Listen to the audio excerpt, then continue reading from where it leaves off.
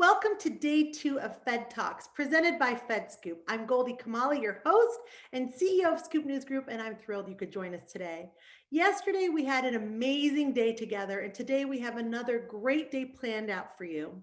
Today, we'll be discussing digital transformation, data, and AI, the procurement workforce of the future, the role of AI in curbing abuse online, augmenting intelligence with AI, and transforming AI research. The goal for today is that you learn something new and leave inspired to do something big.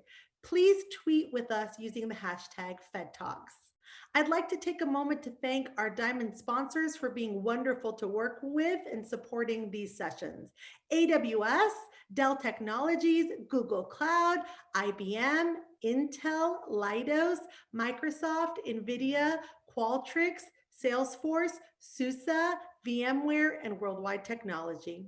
With that, let's kick off our program. I'm thrilled to introduce our first speaker. She's going to be speaking on digital transformation, data, and AI. She's the Deputy CIO in the Executive Office of the President and a dear friend of mine. Welcome, Maria Roat.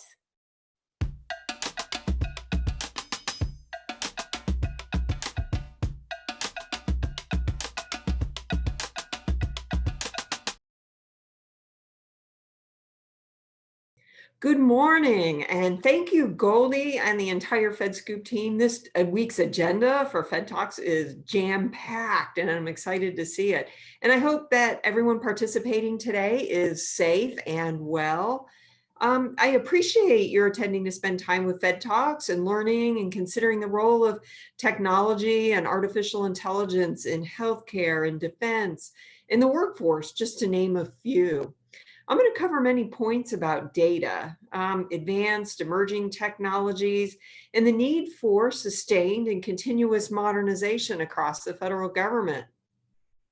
I'd like to start, though, with an overarching statement about technology. It has many, many roles in the federal government's mission, and it is the responsibility of people listening today and the people in our community to ensure that we use the capabilities in the best interests of the people of our nation. And again, we have the technology to do many things, and it gives us an element of speed to action. And technology gives us the ability to consider and aggregate data, for instance, far and wide. And technology gives us the opportunity to be transparent and to share broadly. With those empowering tools, we must continue to open forums and dialogues and ensure that the path chosen best serves the mission objectives and best serves the people involved in the mission. The federal government is continuing to work at never before experienced levels of telework, both volume, scope of activities, and importantly, sustaining performance. And for well over 6 months now. We scaled and used and continue to use technology in these unprecedented times to meet our mission. And more importantly, innovation accelerated as agencies leveraged those foundational capabilities already in place. And COVID-19 really put the spotlight on digital transformation and the need to adapt quickly and continue to drive innovation. None of this was possible, again, without the foundational work accomplished over the last several years as agencies transition to cloud-based services. A shout out to the CIOs and the CIO Council in positioning information and technology at the heart of enabling the government's mission and business strategy to serve our citizens. The VA, for example, launched a swift, effective response to the pandemic while they drove cross-cutting innovation, and they're still doing it today. And that's improving veterans' lives through state-of-the-art technologies. The Department of Labor, for example, established 3 robotic process automation bots to automate repetitive tasks in procurement, procurement-based processes, and IT needs. So this reduced the risk, simplified workflows, and enhanced the Department of Labor's customer service for the public. And again, we saw so much innovation and creativity and in how we got bureaucracy out of the way to move fast. And then this year, so much progress, right? We embrace cloud capabilities and leverage data. And our investments in data have been that accelerator for response efforts, an accelerator ranging from just tactical protocols for sharing across mission spaces and the work efforts on tools which yielded faster actions and steps to mature data quality, which help data-driven decisions.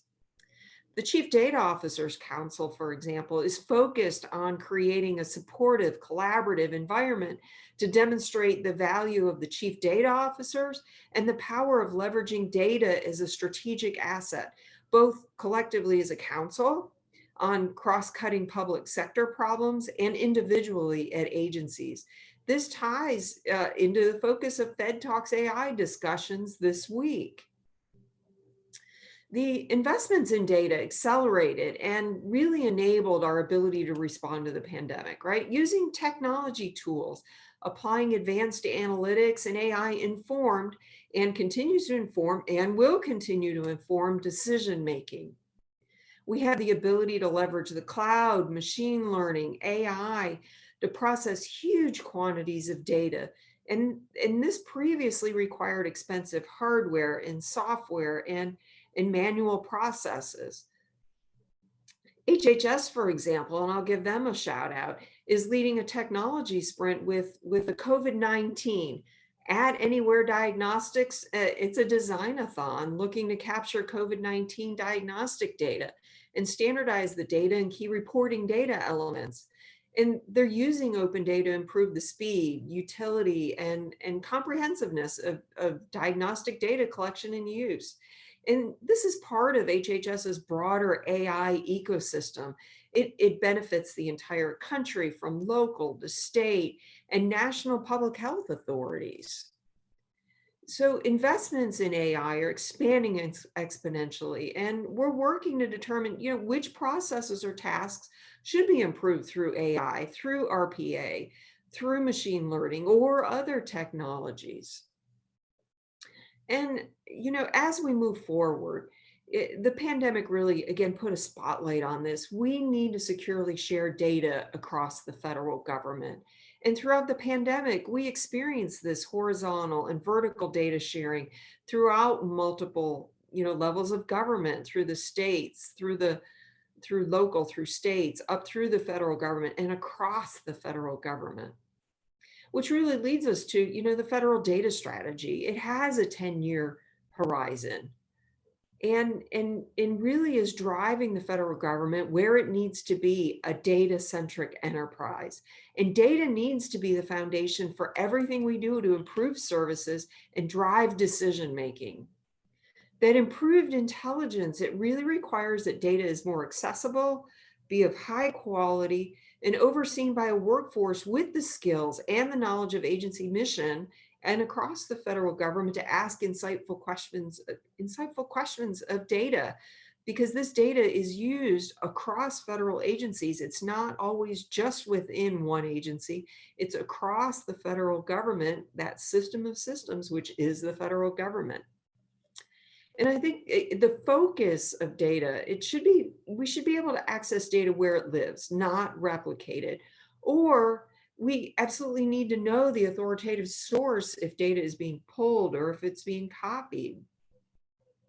And accessing that data where it lives, though, can be challenging. It can be challenging to do, which is why investments in the IT infrastructure and the systems, they're really critical to making sure those systems are capable of live access to data, right?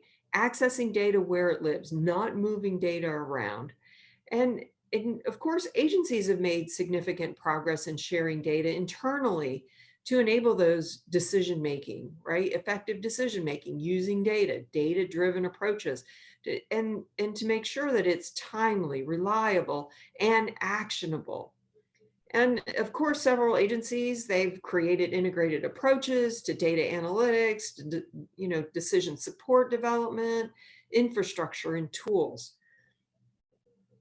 And I think the CEO Council, they are looking at a strategy for an integrated approach to provide decision support on common urgent issues across federal agencies where data and tools really need to be and can be shared. This needs to be developed. And again, the CDIO Council is looking at this, integrated approach on data sharing. And of course, the federal CIO's office, we're not going to build any kind of government data platform, right? We're leading the way on key shared services, consistent with the federal data strategy, the action plan for 2020. And we're actually working on the action plan for 2021 because we saw the need for data. We have to accelerate our data maturity across the federal government.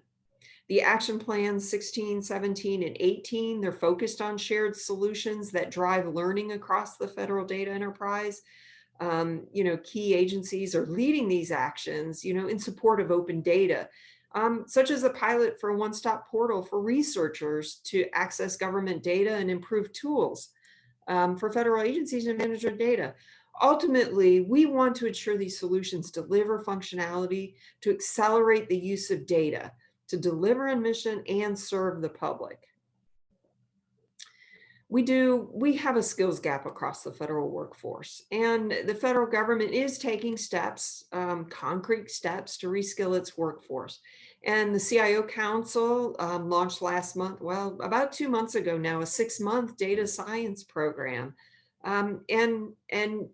To that end, with the workforce, we're identifying data science vacancies across the federal government so we can get to a government-wide hiring action. We've already shown success on this, but again, having a government-wide data science, a competitive hiring action that uses subject matter experts, create assessments, determine who's qualified.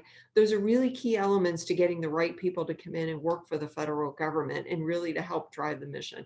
And of course, this pilot, we recently used the same model for using SMEs with qualifying assessments for the customer experience space, right? So we've already proved this out. And so again, we're looking at a government-wide hiring action for data scientists. We have to have a government that's digital. It has to be nimble, has to be resilient, has to be secure. And some of our legacy systems are holding agencies back from using a lot of new technologies and capabilities required to create modern experiences. And these legacy systems oftentimes have these huge, we call them databases, but really it's a blob of data that has PDFs and data and scanned documents, all kinds of stuff in there. And we really need to look at how we're modernizing and what that modernization path is for those legacy systems, those older technologies where you can't readily access the data. And I think, part of the challenge with the CIOs, they need to rapidly connect those and transition those legacy systems to modern technologies while they're minimizing disruption to the systems and mission delivery, right? So you need to bring a new capability and new systems online without taking the old system offline while you're continuing to transition. It's really important that the flow of this and how this moves.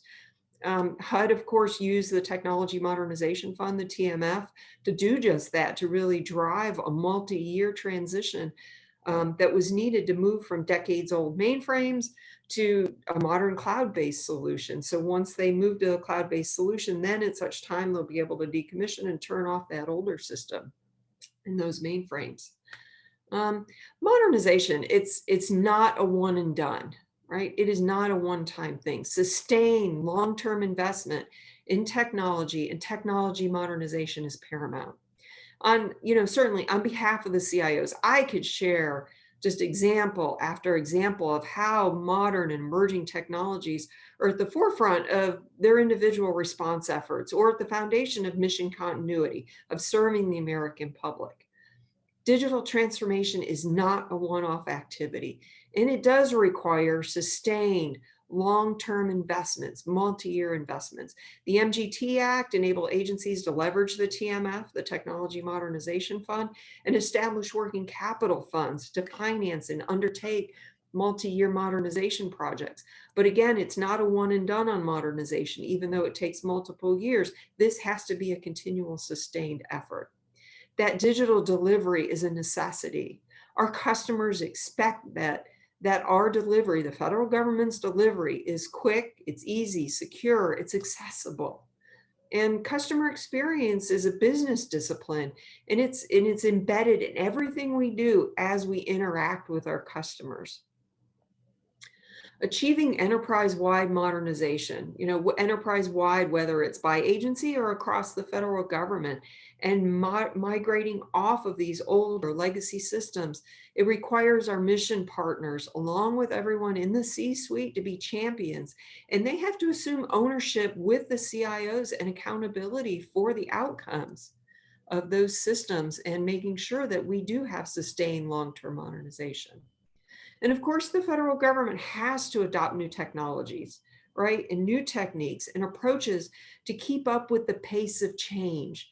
The pace of change will continue to accelerate, and we have to keep up with that. We have to be in this environment where we continually modernize our systems and our ways of working. It's not just about technology, it's about continuous change and how we do that work.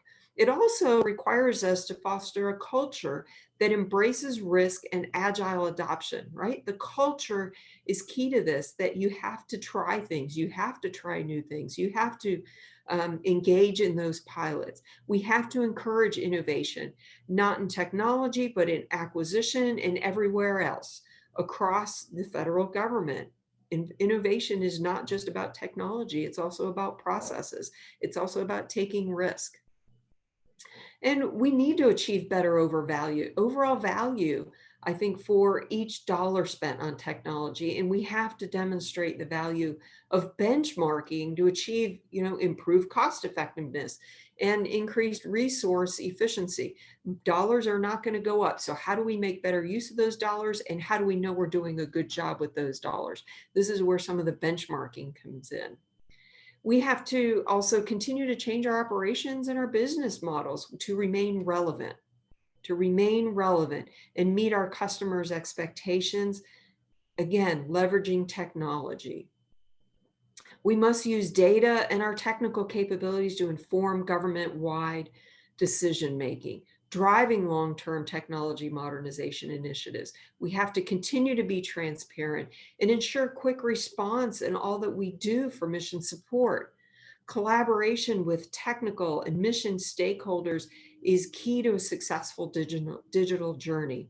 I mentioned the CXOs and the need for leadership engagement. It is not just about the CIO. Any kind of digital transformation requires the entire C-suite and the leadership team to be partners across the entire initiative, across the entire program. Again, prioritization at all levels of leadership.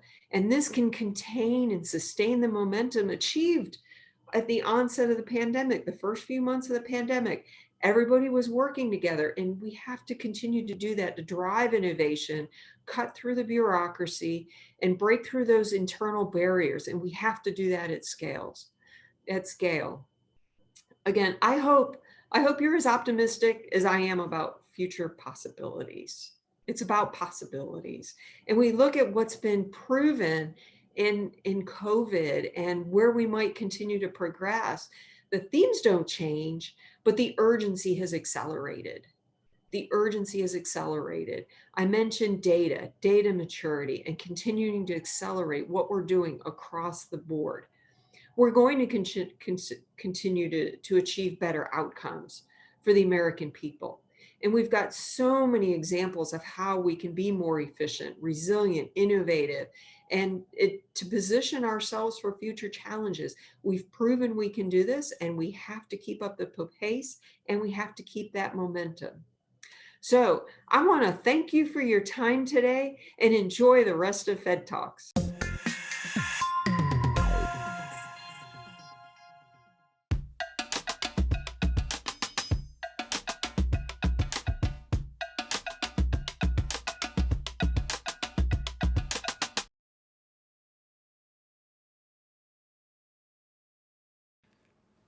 2020 has been an extraordinary and challenging year. We're in the midst of a profound rethink across every dimension of our lives. How we care for our sick, how we connect with each other, how we live in community, how we worship, how we learn, and how we work. And at the center of this profound rethink is digital innovation. We've seen a historic increase in our reliance on apps, and literally it's the face of every business, and clouds and how we scale and deliver them, and devices. Who cares if you have a car, but I need an internet connected device that takes care of me and connects me. And across the VMware ecosystem, this is what we do. As I like to say, sometimes it takes a decade to make a week of progress, and sometimes in a week you make a decade of progress. In periods of relative calm, we simply can't or won't drive real systematic change. We must eliminate constraints that cause friction. And in that, we've seen this idea of empathy plus urgency, a powerful combination. Instead of hitting the brakes in the face of uncertainty, we're discovering that crisis mode execution is a force to be reckoned with. Transformation, turmoil at scale. We can compress timelines exponentially, accomplishing years of progress in a matter of weeks or days, eliminating obstacles that just yesterday seemed insurmountable. We are just getting started with this transformation. As leaders, we must come together and rewrite the rules and disrupt what's normal. These are deeply challenging times that present a unique opportunity. Collective response must match the scale of the crisis itself. It is an understatement to say every industry, including government, has had to have a profound rethink across how they serve the constituency and deliver digital government. We recently commissioned an MIT Technology Review Insight Survey on COVID-19 and what impacts it would have on technology. It's no surprise that it confirms that 70% of government leaders are accelerating modernization and digital transformation as a result of the pandemic. Despite this rapid innovation, complexity remains a barrier. Challenges facing federal government includes meeting the pace and scale for existing and new services needed, basic health and welfare, scaling multiple areas, pandemic testing and healthcare support, unemployment and financial impacts, moving funds and support where they are needed. It's also changing how and where mission is conducted. Federal teleworking driven by pandemic was 80+% are changing their policy, process, and infrastructure. Educating our children, enabling alternative approaches to remain competitive in the world, maintaining trust and confidence that surround our privacy and security. Expanding attack plane with remote workers has increased the nation-state attacks for political and technological gains. For over 20 years, VMware has proudly partnered with every federal agency. We are committed to FedRAMP and government-authorized solutions. VMware customers that were underway with digital transformation before the pandemic hit were set up to be agile, responsive, and secure. Agencies in the United States and around the world have risen to ensure the continuity of operations. Customers like MD Anderson Treatment can't stop for anything. And as COVID-19 forced many MD Anderson physicians, staff to work from home, VMware responded to delivering hundreds of VMware SD-WAN edge devices in days, even before the official purchase order was received. Newfound network agility is helping MD Anderson provide the best care now and into the future. You might have read about Space Force in the news. In partnership with VMware, the U.S. Space Force fast-tracked the development of several key applications for the service's space software package. Unprecedented challenges provide unprecedented opportunity. As you work to make the right calls for your organization and your people, your digital transformation journey has become more important than ever. This powerful ability to access any app on any cloud, anywhere.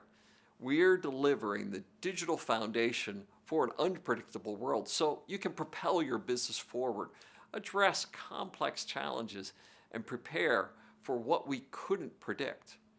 At VMware, we seek to be your trusted partner in zero trust, all domains operations, and telehealth, teleworking, and citizen-centric services and experiences. A trusted digital foundation drives missions. A citizen-centered experiences with applications modernization, the federal government is now looking to insource software development and grow their own tech talent to own their digital future. Tanzu and VMware Pivotal Labs are perfectly suited to this work because globally consistent nature allows federal government to rapidly see commercial cloud value as well as run workloads in their air-gapped classified environments. Operational choice with multi-cloud, and multi-cloud approaches provide government operational choice while reducing risk and improving mission success.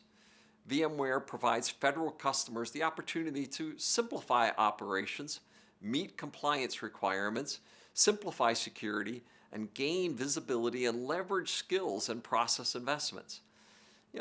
Building a capability to simply span operations across multiple classified networks while maintaining operational consistency will reduce complexity and provide scaling and the capability to add new services at the speed of relevance. Intrinsic security is aligned to the NIST security framework within a government agency is able to focus on defending national assets and the movement of mail or providing services to those in need, ensuring the security of data and operational capability is paramount. Our offerings improve federal customer cyber posture, including endpoints, identity, networks, applications, and data. A comprehensive, secure digital workspace is critical to providing a comprehensive, secure, and efficient digital environment that has elevated over the past year. As federal teleworking increased the emphasis and moved from can we do it to how to ensure remote workers were productive and getting the appropriate access based upon needs. Ensuring that the digital workspace was secure and managed was elevated as those digital endpoints and connections were critical to the continuity of operations. We have the opportunity to build out the world we want to live in. As humanity adapts to this historic turning point, we cannot stand still. We must move forward faster to the future. This is possible by fusing empathy with urgency, with democratizing digital access and rethinking what digital-first government means. As we permanently shift to a digitally connected world that shapes every aspect of how we live, learn, worship, play, and work, we must take action that ensures social progress for all. It is up to us to define this new era before it defines us.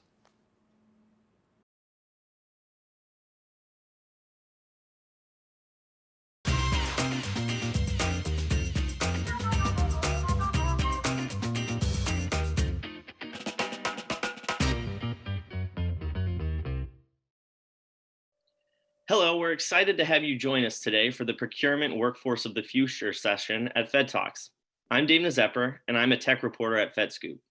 Joining me today are Dr. Michael Wooten, U.S. Chief Procurement Officer, and Claire Martirana, Chief Information Officer of the Office of Personnel Management. Both the Office of Federal Procurement Policy and OPM are working to improve their processes and make acquisition as frictionless as possible. Improving data quality and launching artificial intelligence projects are big parts of that. At the same time, a workforce with the skills to parse that data and use those tools is also needed. We'll dive into all of that, but to start, I want to address frictionless acquisition, which is a cross-agency priority goal. How has that helped institutionalize the use of technologies like AI in procurement?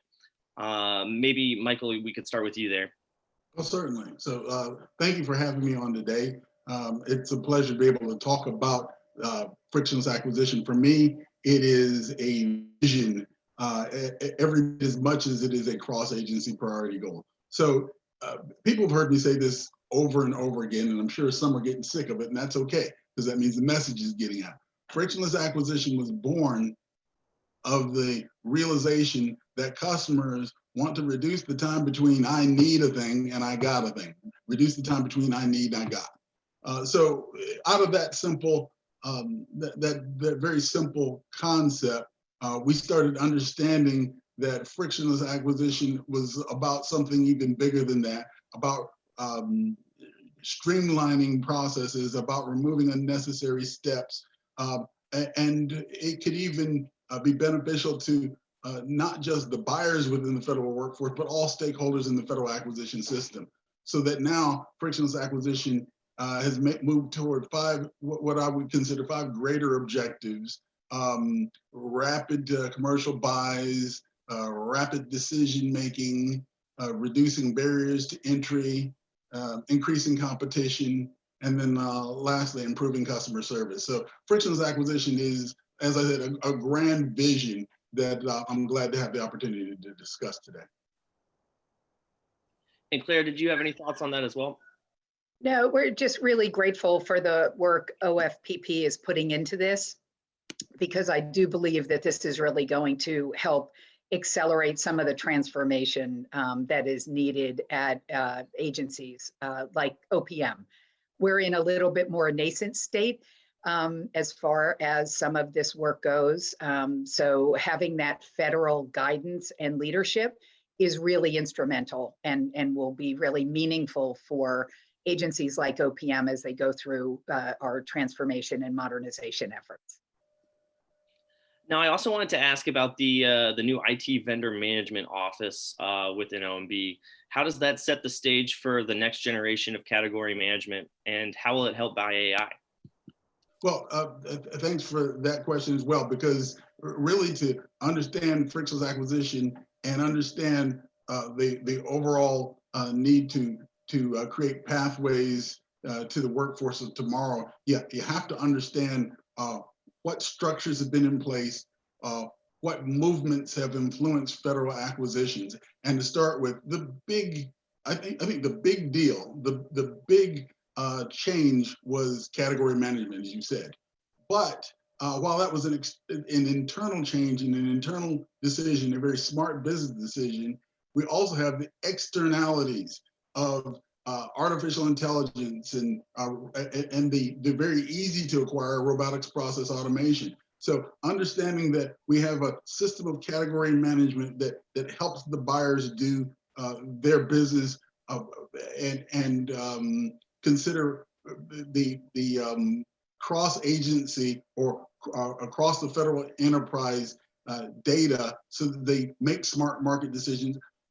Also, we have to understand that with these externalities, people are now going to need to understand how to purchase artificial intelligence. And the specific things I'm talking about are things like natural language processing, machine learning. How do we do that stuff? What might we need to change? Who has our expertise in doing that? So the IT VMO stands up to really help us take a step forward from that basic category management structure. It helps us now look at the need to have a system that delivers data analytics, that has a collection of subject matter experts who understand the data stuff, to be able to structure good vendor relationship management, to be able to identify and tweak and improve those best-in-class solutions. And then, of course, in these days and time, also have IT security. So those are the things that the IT VMO does for us. But also, we need to make sure that the workforce that manages the IT VMO and all of the supply chain, make sure that workforce understands how to make things more efficient by making the right decisions. Now, switching focus to OPM for a second. I'm sorry, Claire, did you have a thought to add? No, I was just going to build on that. I think while OFPP is building on that on the enterprise level for the federal government, at an agency like OPM, what we're trying to do is mimic that in the micro environment of an agency, right? So take all of those leadership direction from an enterprise level and apply it across our portfolio. So for example, we have a lot of data at OPM, right? And OPM is really takes a federal employee in many instances from hiring to retiring, and that longitudinal relationship and that journey. And being able to think about our programs and our agency infrastructure on an enterprise level really will empower us moving forward to be able to benefit from the leadership position some other agencies are actually experiencing.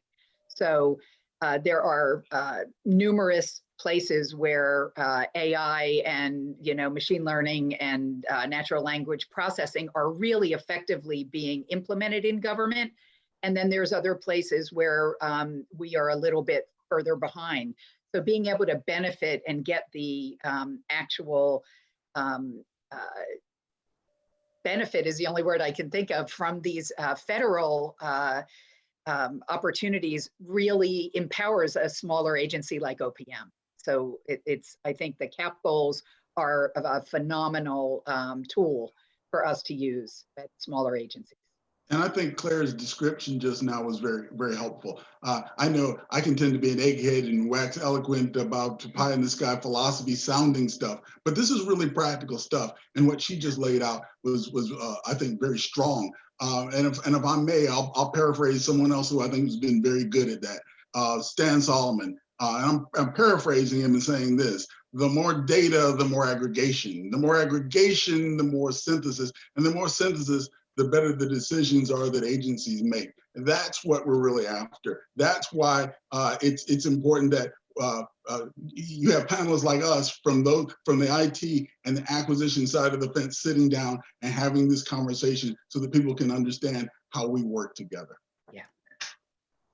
Now, in terms of OPM strategy to technologies like AI and ML, are there projects that you're scoping right now? We're actually at a little bit more foundational level at the moment. OPM has an extraordinarily rich data set, but our data sets currently are in program silos.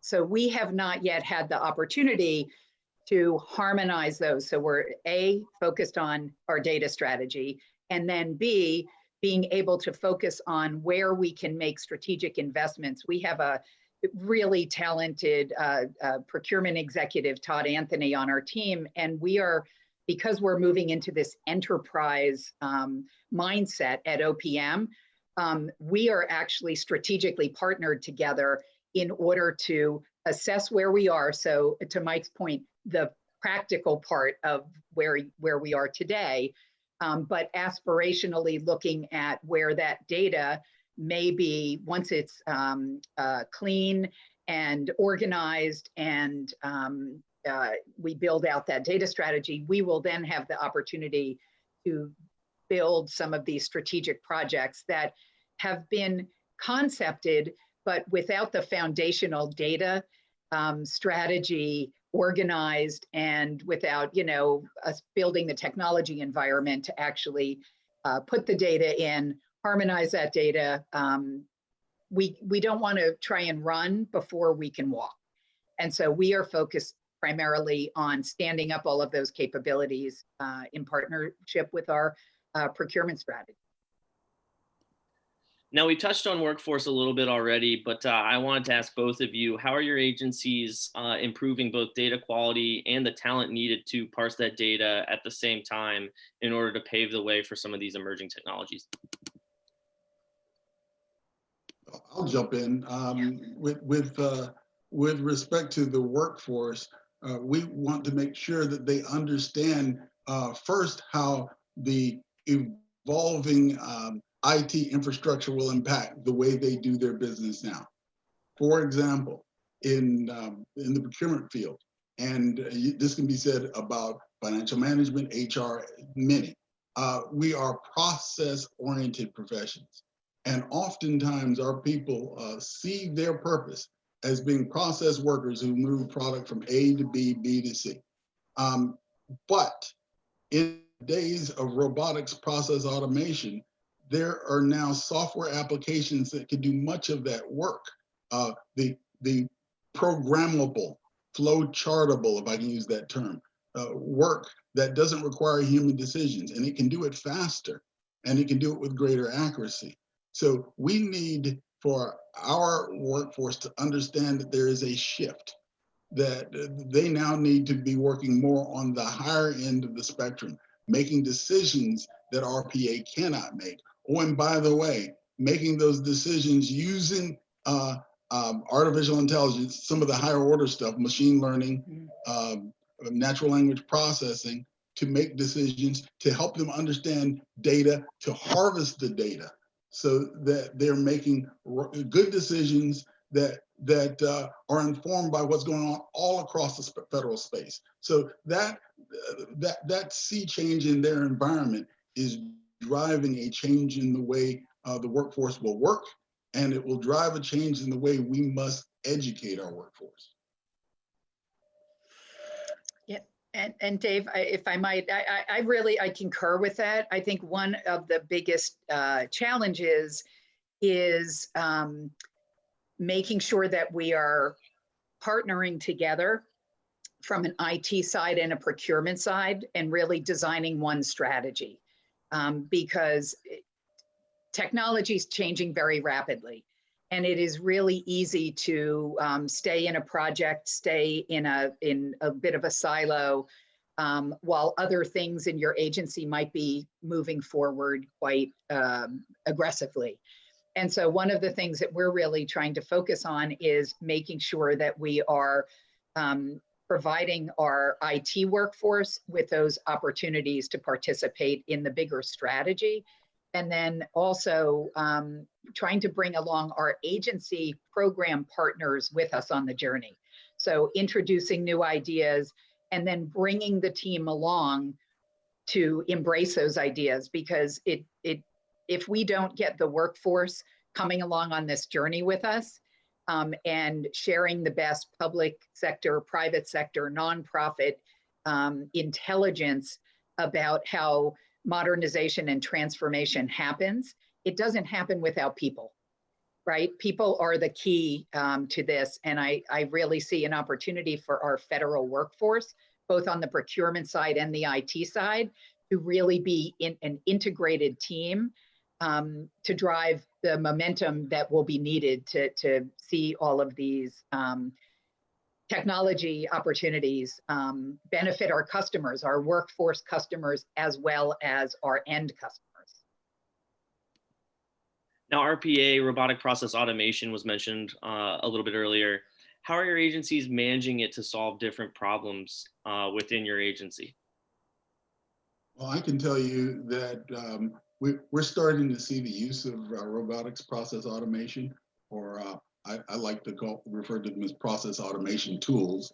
But by either name, we're starting to see agencies use those. But now I'm finding myself in the position of needing to orchestrate the use. For example, process automation tools are often used to support contract closeout functions.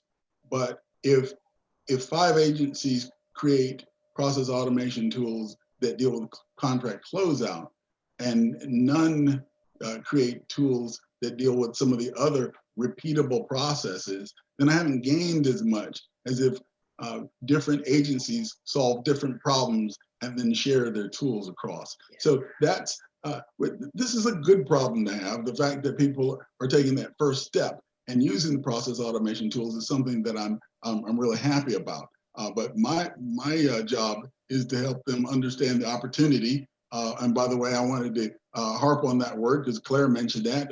There is, with the burgeoning growth of IT applications and the use of IT, there is opportunity for the workforce. I think that's so important to understand.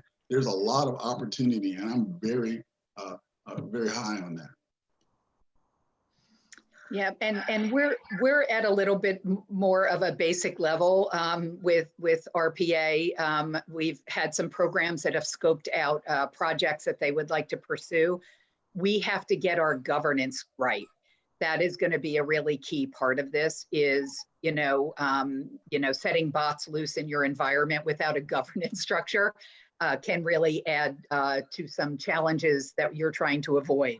So we need to do those things in parallel. And not just governance without impact, right? Making sure that we're putting the right governance process in place that will actually, accelerate those opportunities. Now we're running to the end of our time here, so I just wanted to throw out one final question for both of you, which is just in terms of higher order artificial intelligence, things like natural language processing and machine learning. How are you using it to solve more complex problems, or will you use it in the future? So I'll jump on that one because I'm most excited about this particular question. How do we use the higher order artificial intelligence, things like natural language processing, for example? One of the knotty problems for procurement has been understanding how to develop good requirements. And we have some tools, some very old school, if I can use that term, old school tools to help us begin to develop requirements through facilitated requirements development workshops. We developed, when I was at Defense Acquisition University, something called a SAW, a service acquisition workshop. And then the tool was the acquisition requirements roadmap tool. But that was done in Microsoft Excel. With some of the tools that we have now, we can definitely add power to the whole art and SAW processes so that we get really good products, and then use those tools to draw data in from all across the federal agencies and then push the data back out to share so that people are now improving their ability to put out good statements of work. To me, that is the pot of gold at the end of the rainbow.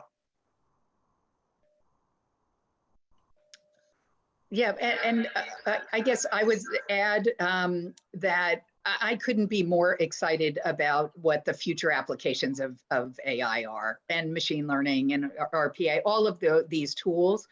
One thing I always get concerned about, and it's why we are focused on our data strategy to begin with, is making sure that we are doing this, building these tools out in the most scalable and sustainable way possible. So making sure we're not introducing bias, right? There's a lot of conversations around AI and bias. So we want to make sure that, again, starting with our clean data, right? You can have 25 different ways to define an address across program silos that have been in existence for many, many years.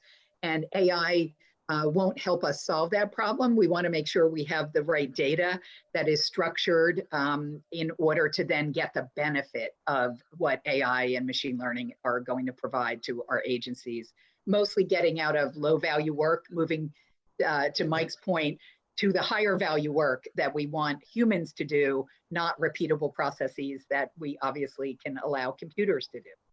Yeah. Well, I want to thank you both for joining us today and for a great conversation. And thank you to our audience for tuning in.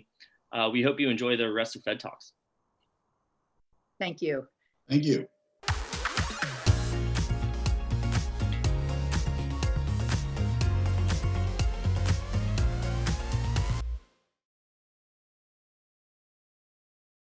Hi, everyone, and welcome to FedTalks. I am so thrilled to be here today with Amir Khosrowshahi, who is not only one of the smartest people I know, but we also went to elementary school together. And we have one other trait in common. We both tend to be adrenaline junkies. He is a surfer, a skier, a mountain biker, and he does everything he touches, he sort of does to perfection.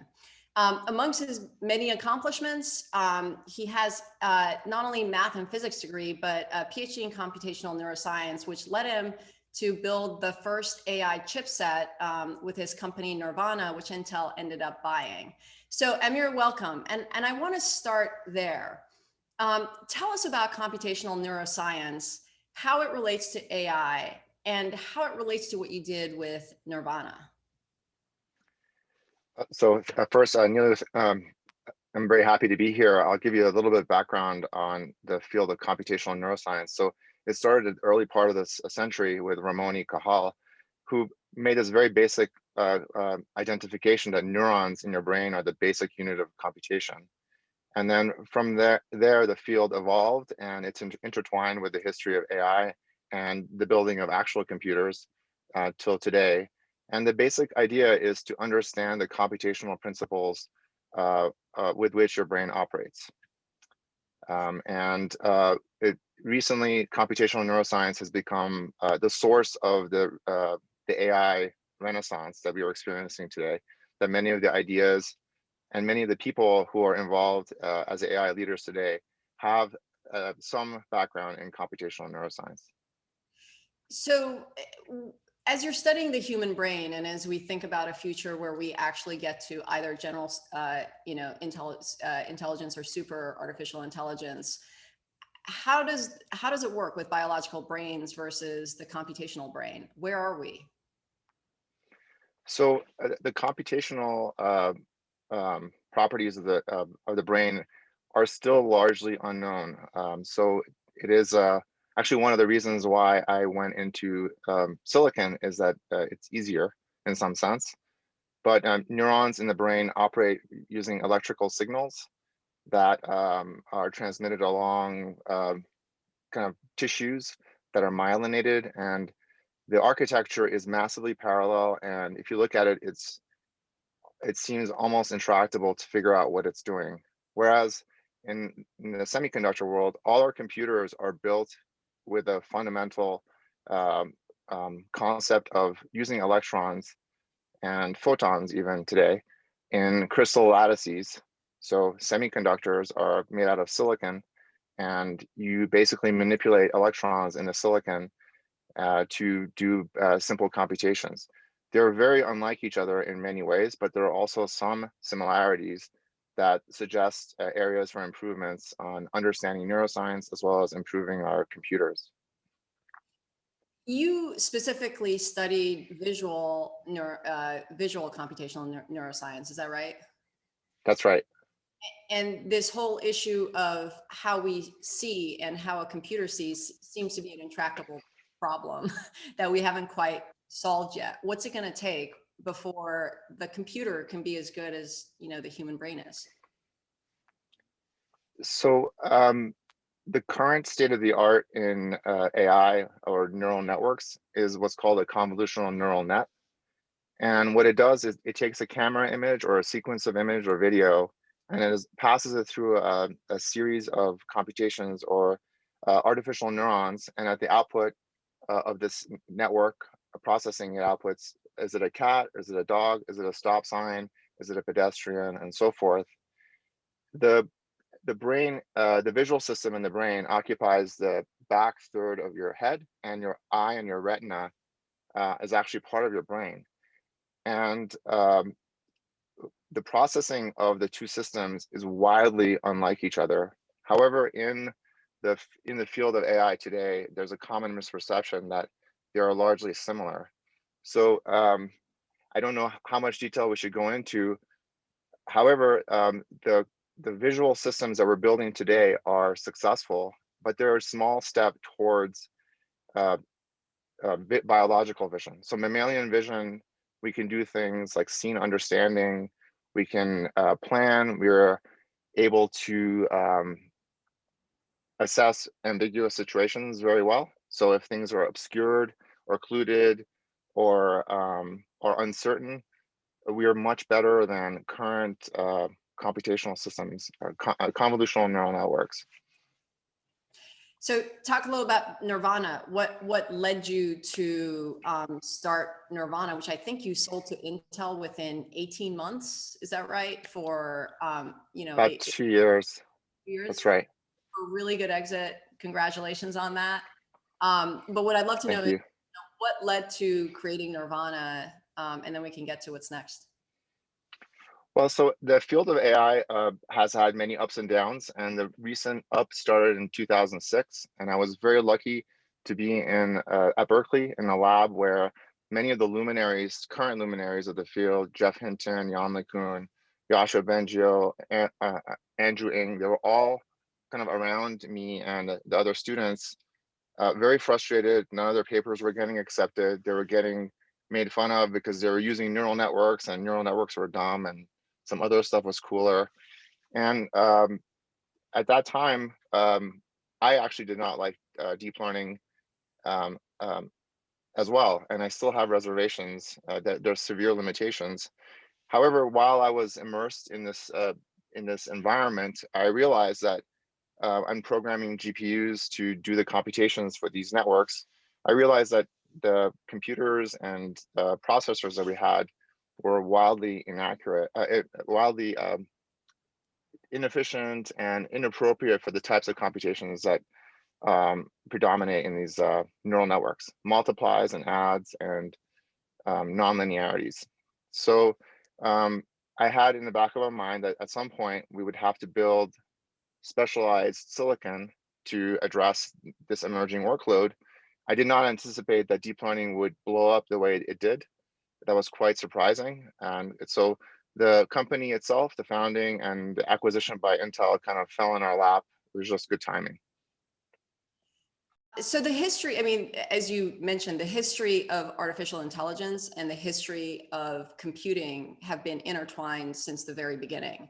Just give us like the 1 minute masterclass in the intersection of computing and AI. Well, so it's very easy since it hasn't changed since the 1930s. I'm actually working on a problem that was stated by someone in the 1930s. So the fathers of our field were Alan Turing and John von Neumann. And Alan Turing and John von Neumann were the first people among a small group of people that were thinking about what are the things that you can compute.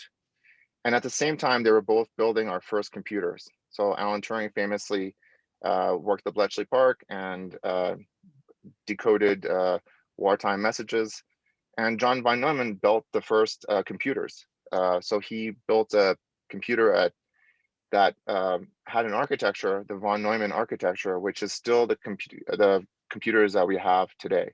So the two these themes of what can you compute and what are the computers to build is still what I'm working on, with an added wrinkle that John von Neumann at the end of his life started to think about the computers he had built, and he was just learning about recent results in neuroscience, and he was looking at the brain. And he prepared this a series of lectures that he wanted to present at Yale. Unfortunately, he passed away, and it was published posthumously, The Computer and the Brain, where he asked basic questions on why are mammalian brains or brains in general so different than the computers he just built. And just one theme from his writing or his thoughts that I'm still working on is, how do you do precise computation with imprecise elements? So neurons are imprecise in some sense. However, the brain is very precise. So that is what I'm working on today. How do you build silicon substrates, computational circuits that have imprecise elements that can do precise computation? That's a short history. So what does that look? What's the product that comes out of this? So we talked about Nirvana. Nirvana built a processor specifically for artificial intelligence. If you start zooming in on what that actually means, at the very bottom is silicon. It's a physical set of atoms, and it's electrons and photons moving through these lattices. So this is an idiosyncratic narrative that I have that I don't think people talk about as it's too nerdy. But basically, that substrate is built out of CMOS, so complementary metal oxide semiconductor. That substrate over the past 50 years has been optimized to crazy extremes, and Intel has played a large role in that optimization. It's one of the most significant technological trends of our civilization. So making transistors smaller and smaller and smaller, putting more of them on chips, Moore's law, and making them more energy efficient and so forth. These transistors are basically switches, and this amazing history is coming to an end, that there are limits to CMOS that I don't know if it's going to be in 5 years, 10 years, but it's going to happen.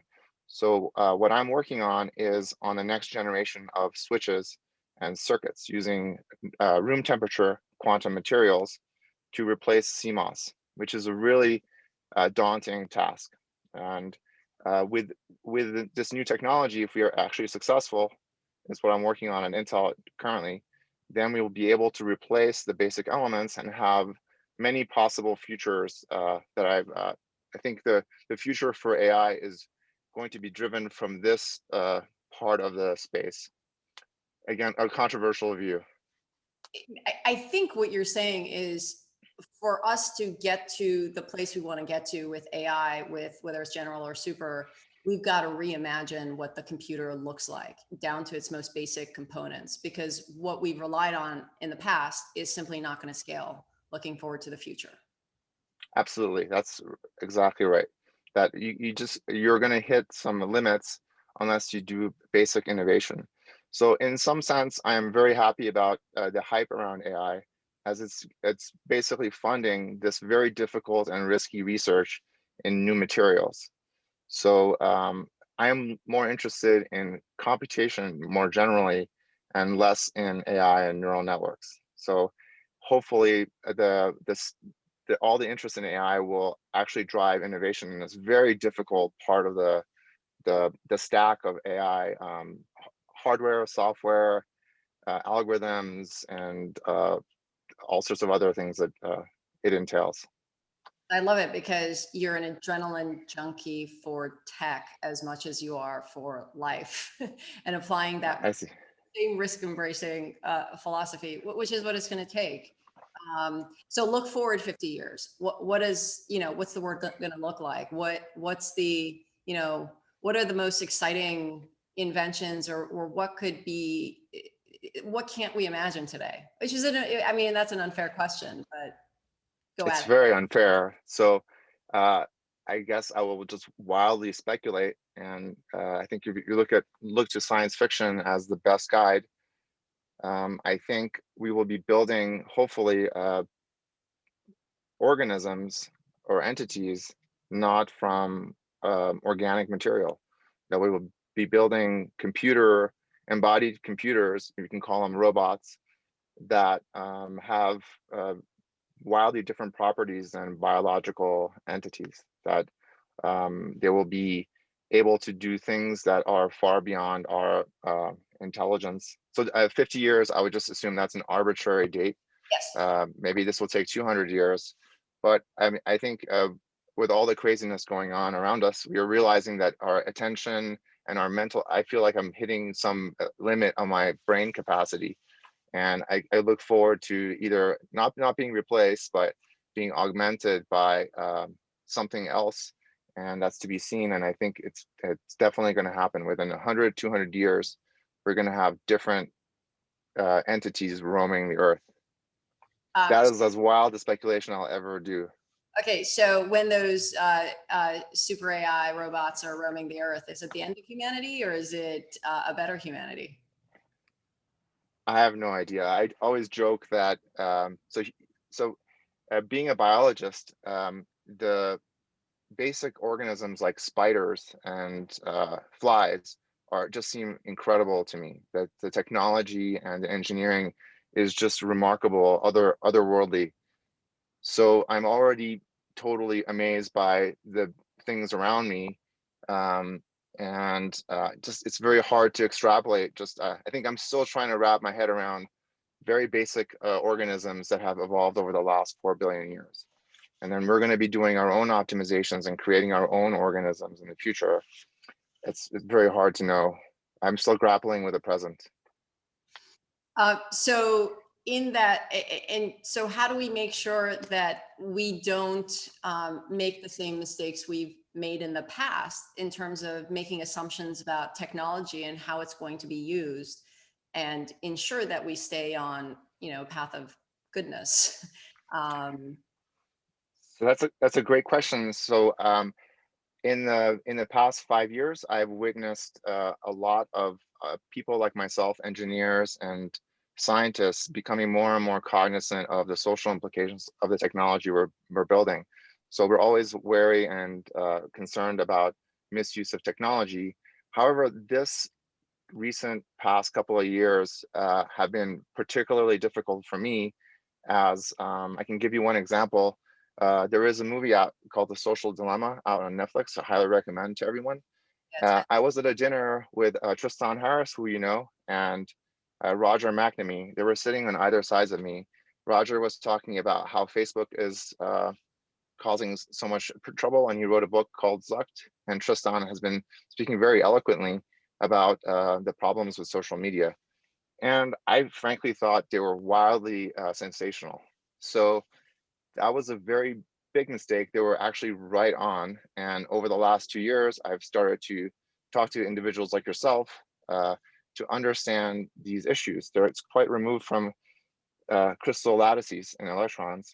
So, and I would actually like to know your thoughts on this really pressing challenge. That how is, for example, social media, which leverages AI to a large extent on large supercomputers with tons of data, what are the actual problems and what should we do about it?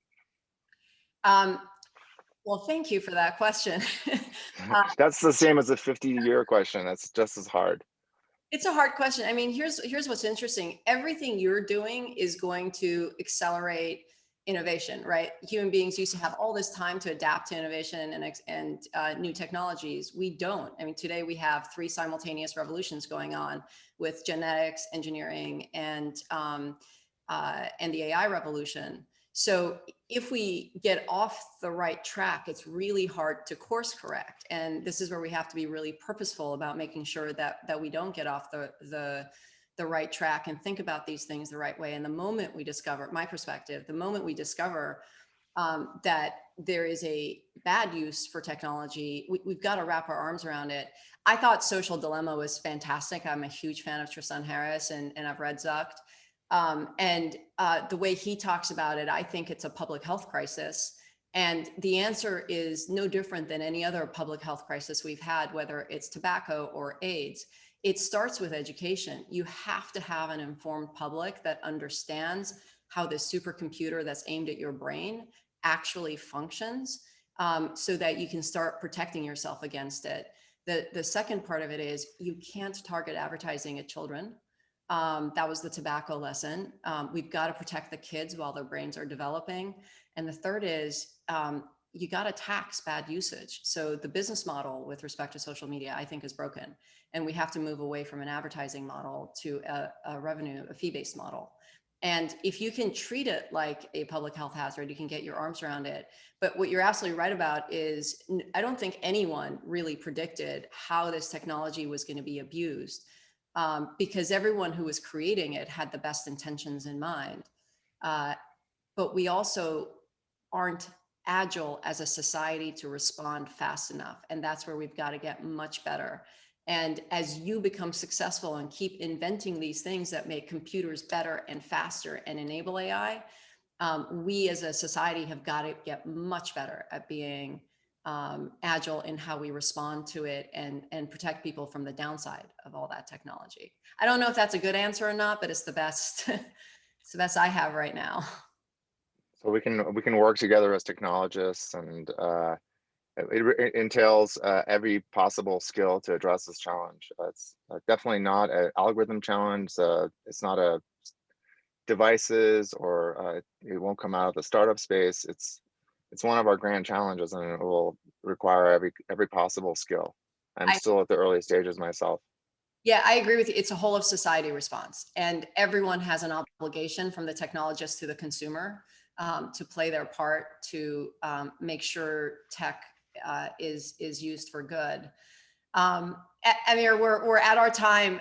This is bucket list for me to be able to have a conversation with you. I'm so excited to see what you do next and what your next company is, and how you continue disrupting the field of AI and computing. And thank you so much for coming. Thank you everyone for being here, and enjoy the rest of FedTalks. Thank you, Nilu.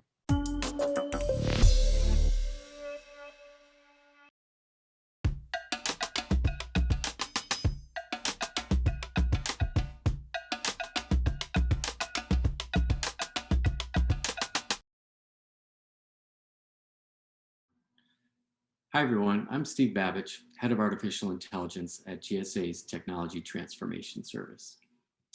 First, before I begin, I'd like to thank Scoop News Group and the organizers of AI Week for this great event and for the opportunity to speak to all of you today on a retrospective of the AI community of practice and the TTS AI portfolio's broader work over the last year. First, a little bit of background on how we were established. Last year, following the executive order on artificial intelligence in February 2019, as well as the White House AI and Government Summit in September of 2019, TTS, the Tech Transformation Service, established a focus on artificial intelligence and specifically on AI and government. And so as part of that establishment, our focus is really to accelerate the investment in and use of AI to help federal agencies achieve their mission and use AI as a mechanism to do so. We want to help them deliver greater efficiencies, generate better insights, and make better decisions using AI. And so our approach is to make sure that whatever we do, whether it's developing AI systems, getting ready for AI, or other ways of modernizing, that it's aligned with federal agencies and the problems they have to solve to achieve their mission. And so it's no small feat we're undertaking, and we're making good progress, but there's obviously a lot to do. And so we have a great team. We've got a few key efforts underway so far, and I'd like to just sort of dive more deeply into a few areas of focus right now and give you a sense of what we've been up to for the last year and a little bit of a look ahead. So the first area is around implementation and delivery. And so within TTS, we have a few groups that are focused on implementation of AI projects and systems, as well as capability building with respect to AI. So first, we've got the AI Center of Excellence, part of the broader centers of excellence that work alongside our federal agency partners, such as the Joint AI Center within the Department of Defense, as well as the Department of Labor. And so they're doing some great work there. We also have a number of presidential innovation fellows who've done work in AI at the VA and elsewhere. And we have a brand new cohort of PIFs focused on AI strategy, capability building, and implementation. We also have 18F, who is helping to modernize agencies, build and buy better technology, and to ensure software development is done in an agile way, which, if you want to do AI effectively, it also involves doing software development in a modern, agile way. And then lastly, within TTS, we also have 10X, which is a venture fund to seed new ideas and innovation in government. And they've been putting an increased emphasis on funding AI-related initiatives and projects. And so that's one big area of focus around implementation and delivery. The second is the AI community of practice itself. And so within the COP, we've created a community that aims to unite federal employees who are active in or interested in AI policy, technology, best practices, and lessons learned, all of which can help drive the thoughtful adoption of AI across the federal government. It's a platform where we host talks, panels, workshops, and highlight the great work within and beyond government. For example, sharing use cases, lessons learned, and best practices. And so over the last year, we've had a range of activities that have taken place through the AI COP. First, we've got about 959 people across the federal government who make up our AI community of practice across a wide range of federal agencies. We have a working group focused on the responsible use of AI with an eye towards taking ethics and responsible AI to a more practical level. We've held a number of events that have spanned a range of topics, from sharing use cases in government to more tech-focused webinars, to hearing from industry and their perspective on implementing AI, to discussions on key issues and efforts underway in and around government. For example, we had the National Security Commission on AI present their latest quarterly findings and recommendations, and they had a feedback session with our community. This gave them an opportunity to engage the federal government and provide feedback on what their recommendations and findings were. Another one, our most recent event, was NIST, the National Institutes of Standards and Technology, and they joined us to share their work on AI, including their efforts on responsible, explainable, and trustworthy AI. And we look forward to having both NSC AI and NIST come back for subsequent events. And then we've also gone deeper on a couple of areas that are very relevant to government. For example, we've had a series of events focused on the acquisition of AI. That's going to be a huge issue for government as they purchase AI products and services. And so it's been a very packed year of engagement, which has led to a wide range of productive discussions and momentum building, and we'll be doing more this year. So that's the second area. And now the third area that we're focused on is in product development and resources that accelerate the investment, readiness, and use of AI in government. And so we're looking right now at launching in a few months, early in the new year, a couple of key resources, including content that can help agencies understand what AI is, how to make investments in it, organize the building blocks and capabilities required to deploy it, and to do so in a responsible and ethical manner. And so we're looking forward to doing that, like I said, in the new year. And then lastly, the fourth is external engagement. And we want to do more of this in the coming year, and that is engaging those beyond government to think tanks, academia, and industry to incorporate and fold in external perspectives that will be useful for federal agencies to consider. So that's a little bit of what we've been up to over the last year. And looking ahead, we want to continue to identify the ways that we can support agencies as they continue to invest in AI. And in addition to providing the products, tools, and resources, we certainly think there's a couple of areas that are of continued interest, and that is responsible use of AI, and that's critical. So for example, for us, it's important for us to reframe the challenge of what it means to develop and deploy AI systems in a responsible manner. It's not just about AI ethicists or project leads evaluating an AI system after it's built. The developers of AI systems also must come to realize that the technical decisions they make every day are likely ethical choices too. And so for the AI community, we want to identify best practices and tools and resources that we can provide to help agencies implement those practices going forward. And the other area that we're thinking a lot about is around the talent and people. We're very interested in further addressing the people side, whether that's a focus on training federal employees through applied learning or finding tangible mechanisms for federal hiring to bring in not just AI and data science, but digital capabilities and talent writ large into government, because it's all required to sort of moving the AI front forward and making sure that those talented folks have a solid career path once they get here. So we're very interested to speak with and engage hiring managers, business and mission owners and agencies, recruiting managers who need to bring the talent in, and others. Those are familiar with the potential AI projects in government. And so we want to work together to help frame and define AI projects, for example, and we could do that via the AI community of practice, whether that's through community workshops or through other mechanisms. And I'd say another area on the talent to people front that we think is an untapped resource is through academia. Students, for example, whether undergraduate all the way through PhDs, have a real interest in working on government problems, and government has a range of problems where this talent can be brought to bear. And some of these current students can really be our future government leaders. So we think it's really important to find the ways and the pipelines to bring them in to be able to work on government problems, particularly in AI, but beyond. And we believe that when they see the fascinating problems that government must tackle, such as disaster response recovery, or security-related issues, or advanced disease diagnosis, we believe many of them will want to join and stay in the government to address these challenges and opportunities. And so if we can build out and pilot programs to get those people into government from academia and elsewhere through the community of practice to agencies to work on real problems, we will move the needle in AI investment and build a broader switched on community. Within TTS and the AI portfolio, we're already doing this kind of work, again, through the Centers of Excellence, through the Presidential Innovation Fellows and elsewhere, and we're looking forward to doing much more. So that's it for me. I hope you found this talk and these remarks useful in shedding light on what we've been up to in the federal government as far as the AI community goes. Thanks again for the opportunity, and stay well.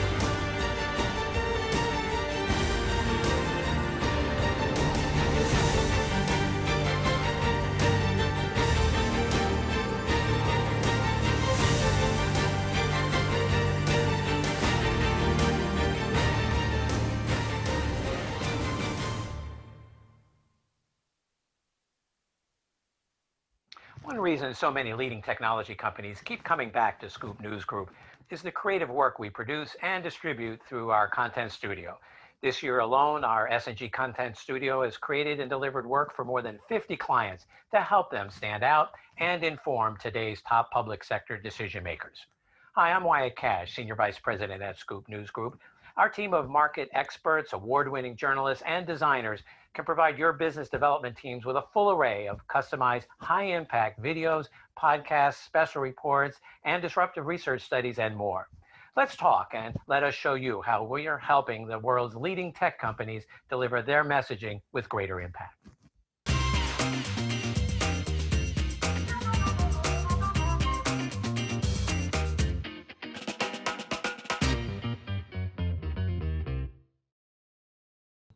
All right, our next panel is focused on the importance of data and AI and how they work together. I'm FedScoop Editor-in-Chief Billy Mitchell, and joining me now are Ron Thompson, CDO at NASA, and Robert Franschini, Deputy CTO of Leidos. Ron, Robert, welcome to the program. Thank you. Thank you, Billy. Absolutely. I'm really excited about our conversation because I've been hearing a lot about how data plays into this next generation futuristic thing we're all calling AI. Obviously, there's a lot of different iterations of that, but I've heard that data is pretty integral. So I think this is going to be a fun chat. Let's get started today, though, by discussing the importance of developing an enterprise view of data and how agencies, we can start with Ron's, like NASA, are able to do that. So Ron, tell us about what you're doing in terms of developing an enterprise data strategy and why that's so important in a federal context. Sure. Well, appreciate being here today. And Robert, good to be with you on the panel. So, NASA, as we look at what we're doing for our mission, delivering data is a key part of that. We look at complexity that is increasing across what we're doing. Our commercial partnerships, our international partnerships, rely on data, and our missions rely on data. The programs rely on data and everything they do. So we're really taking a look holistically across the enterprise to see where data can be shared, where we can actually learn from other programs to advance our initiatives forward, and then where we can learn across with other agencies and other entities. So finding exactly what's out there is really where we are in our maturation of this, and that's not unlike any other agencies going through about the same thing. Is finding what is critical, how to really code it, how to make sure it is interoperable and shareable across the ecosystem. So that awareness is where we are today. I think everyone wouldn't argue with the point. Data is the next oil. We hear that across the space right now. But really looking at how does that work within our organizations? Where do we learn from each other? Where can we advance the ball forward? And we recently launched a partnership with SpaceX. So you see our launches are still going. So that's just an example of our pace and speed of delivery is just out there. Our international partnerships with the European Space Agency, for example, we just recently formalized the agreement with our next component of our Artemis program with them.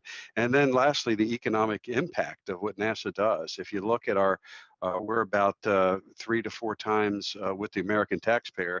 We're less than 0.5% of the total federal budget, but we give back to the American, economy about $64 billion. So that just shows you how the broadness and what we're doing in advancing through aeronautics, science and technology, and human exploration. That's great, Robert. Let's pass it over to you. I'd love to hear, Leidos's take on the importance of enterprise data strategy. Oh, thanks. And Ron, also great to be on the panel with you. So I'm representing Leidos, a Fortune 500 information technology, engineering, and science leader. We work on the toughest challenges in defense, intelligence, homeland security, civil, and health markets, which gives us a view of a range of mission needs. So as a few examples, we run very large enterprise information technology networks. We're working the fight against COVID-19. And we're building one of the solutions for the human landing system for NASA. So a wide range of different missions, all of them leverage data to provide mission value. So from an importance perspective, importance of having an enterprise view of the data, I'd really kind of make a couple of points to kind of amplify some things that Ron said. I think it's really important to have a perspective on data design and manipulation efficiency. So we have multiple missions going on in an enterprise. There's a large potential for reuse of data in unforeseen ways. But if you don't have an enterprise view, each mission is forced to solve the data needs individually one-off. There's an opportunity here to be much more efficient if we amortize the cost of working with the data items at an enterprise level. So a second piece of importance, I would say, is there's a proliferation of technology, of new technology in the marketplace. There's a ton of commercial investment going on in these kinds of areas, orders of magnitude higher investment spending than federal agencies can afford. But if you don't have an enterprise view of the data, there's not a way to really coordinate the best use of that technology efficiently in the missions you're trying to provide. So as we think about then the difficulties of building that enterprise view, we've talked about the importance. Now let's talk about some of the difficulties of building the view. Because there's a range of mission needs, one of the key questions is what mission value are you trying to get out of that data? So figuring out that value proposition is a really important piece. We want to make sure that we find the right balance between standardizing, where you're sort of reducing the variety of kinds of data, and innovating, where you're allowing lots of variety to get those kinds of innovation and great capabilities together. We want to understand the data that's available. So it's often easier to state a problem that could use data than it is to find that data that solves the problem. We want also to think through a framework for rationalizing various sources of similar data. So you hear in the data science world things like the V's, the volume, velocity, variety, those kinds of things. We need a way to really think through how to handle that properly in a clear framework. And then finally, policy is really important. We're going to talk about that, I think, later on in the discussion, but governance of the data, what does the data mean? How should it be used? How should it be protected? Privacy and trust, these all need to be thought about from the beginning, not kind of as later add-ons. That's great. And, you know, it's perfect that you guys gave such a good context around the importance of enterprise data, because from what I'm hearing, that enterprise data serves as a foundation for the topic of this week, which is artificial intelligence. So I'd love to move now to that connection and how those things work together. You know, typically AI isn't, at least in nomenclature, something you would expect a chief data officer such as Ron to be, you know, spending their time on, maybe a CTO or a CIO, but you know, it seems a little bit outside of the CDO's range, but more and more we're hearing, you know, chief data officer playing a key role in that discussion. So I'd love to hear about the connection between, you know, data and AI and how people such as yourself, Ron, are thinking about that in, you know, this role of CDO, which is, you know, only getting more and more popular and important across the federal government. So let's start with Ron, and then I'd love, again, to pass it back to you, Robert, to hear your thoughts on that as well. But Ron, what do you have to say on this? Sure, Billy. I mean, for me, fortunately, the role I'm in is CDO and also the Deputy Director for Business Innovation. So here, these two roles actually couple. So we are atypical than many large organizations in that that scope sits within my actually area of responsibility. So artificial learning, machine learning, or artificial intelligence machine learning is absolutely one of our strategic thrusts for digital transformation. And that fits within my wheelhouse as well. So the role here for us, it is combined, and we do see, so if that wasn't the case, we definitely do see a direct line correlation between the two activities. So we're seeing, you know, the techniques that we do with AI ML. I'll give you two quick examples about this. One is really in the administration domain, where we, in management domain, where we actually can go through and harvest resumes out, do pattern matching for documents and looking for the right candidates. So there is a utility for enhancing you know, sort of a lot of the manual processes and how we work, and our PA is a part of that as well. So, but in our mission area, we are seeing areas of opportunity where we can use artificial intelligence to improve our communications between our astronauts in space. A lot of our communications right now having to be retransmitted due to garbled or unintelligible communication. So you see, it's like a field radio back, 30 or 40 years ago, right? A field radio very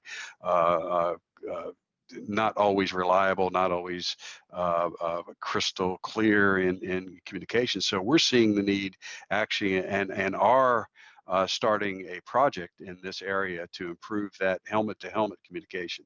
So why is that important? We see, in the last 20 years, we've had, astronauts in space in the space station. Very, very short time. Our current goal is by 2024 is to have the first woman and the next man on the moon. So that's going to be, again, critical. We're going to have, our astronauts living up there, and the ability to communicate is very much a concern, and we do need to absolutely make sure we do that in a seamless way. So that is a really good mission example, and then, like I said, the administrative management, the pattern matching using AI algorithms to pattern match. That's sort of everyone can have that benefit, but we are seeing those are two really good areas, and like I said, we're fortunate to have these two efforts really interconnected, interwound, and they do complement and depend on each other. That's great. That's really exciting stuff. I'm sure everybody's incredibly excited to have the next people on the moon, and see the work that you guys are doing come to fruition. Robert, I'd love to hear what Leidos is thinking about when it comes to data and AI, and as you look to your federal partners, how you're supporting them. Yeah, so I completely agree with what Ron's saying. I think that AI and ML really are the sort of the power users of the outputs of a data scientist or a data engineer, right? So it's a really important source of extracting mission value. AI, if you think about what machine learning is at its core, it's really about having solid data on which the algorithm figures out how to make decisions. So it's all about having the data to train the model. And you can't really get there if you don't have the solid pipeline all the way through of the starting points of data, the correct processing of the data, and getting it into the formats that can be used for AI algorithms. There's also kind of this issue of the downstream issue of trust with artificial intelligence. You're trying to get to a place where people will believe what the ML and the AI algorithms are telling them. But really, to do that, it all starts back with the data. So it's been shown, for example, that with AI and ML algorithms, if the data set on which they're trained is biased in some fashion, that bias can be amplified by the AI ML algorithms. Effectively, they're learning the wrong thing, and they're learning to do the wrong thing in a way that gets amplified and causes unexpected things to happen. So it's really crucial for that data piece to be under control, well understood, and that's really what the data science piece has to kind of work on to be able to make the entire chain work well. It can also be difficult to understand why an AI ML algorithm makes a particular decision. So having an AI and ML algorithm describe its reasoning is an important capability. So it kind of, again, supports that idea of trust. And so lining up the data to be able to support those descriptions is really important. So really kind of very deep ties here. As we're thinking about our work in AI and ML, we are taking a hard look at this whole question of trust and how to make sure that the data flows all the way through to where the end state of an AI ML algorithm is trustworthy and fair and those kinds of things. And again, of course, governance and privacy, as we mentioned before, I'll play a role in that conversation. Yeah, that's very interesting.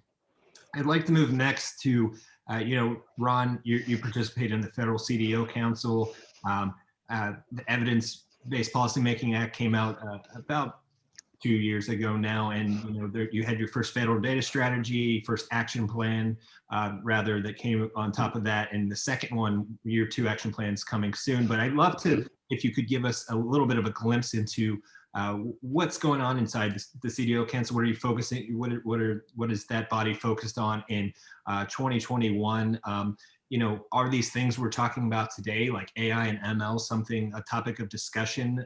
Obviously, the data side of that, things like data sharing and that enterprise data strategy, are you focused on the sort of next generation stuff around AI? If you can give us a glimpse into that. Sure. It's a good question, Billy. We really spent last year, Ted Kalk is the chair of the Federal Data Council and doing a wonderful job from USDA, doing tremendous leadership. And that first year in 2020 was to really, get the council up, get the sort of the operating model identified and identify common goals that we needed to and objectives we needed to attack. So he's done a fantastic job. And actually, before this call, I was sitting on a call discussing many of these same things. So really, what we're doing is really learning from each other. We've taken that first year to set governance up. As you know, the Act named an executive that was responsible for that activity across the agency. So that's done. So and then really what we're working on right now is sharing. I'll give you a really good example. We entered the pandemic and we needed to quickly come across the federal landscape and look at how we were aware of the amount of beds that were available in hospitals. So we relied on our partnership with the CDC and HHS to actually find out what's available, what can we use, and what the definitions of terms are. So we learned a lot as the council was being stood up. This was thrown on us, and we really used it within NASA to give our medical community awareness that they didn't have before, that they would spend a lot of time manually gathering these data. So we were quickly able to show that pandemic landscape. And then so fast forward to 2021, you're right, sort of the action plan is being developed right now. We have a report to Congress that we need to get out as a federal CDO community. So we're continuing to learn from each other, to build on each other, to not start from a blank sheet of paper. So that's important. Sometimes knowing what not to do is just as important to what to do. So that awareness is really good. And I would say overall, there is tremendous partnerships and people are sharing openly. There really isn't a competitive, trying to keep things out. It's really a sharing environment. So to me, that's the real big win is the federal community in this space is really opening up, sharing, learning from each other.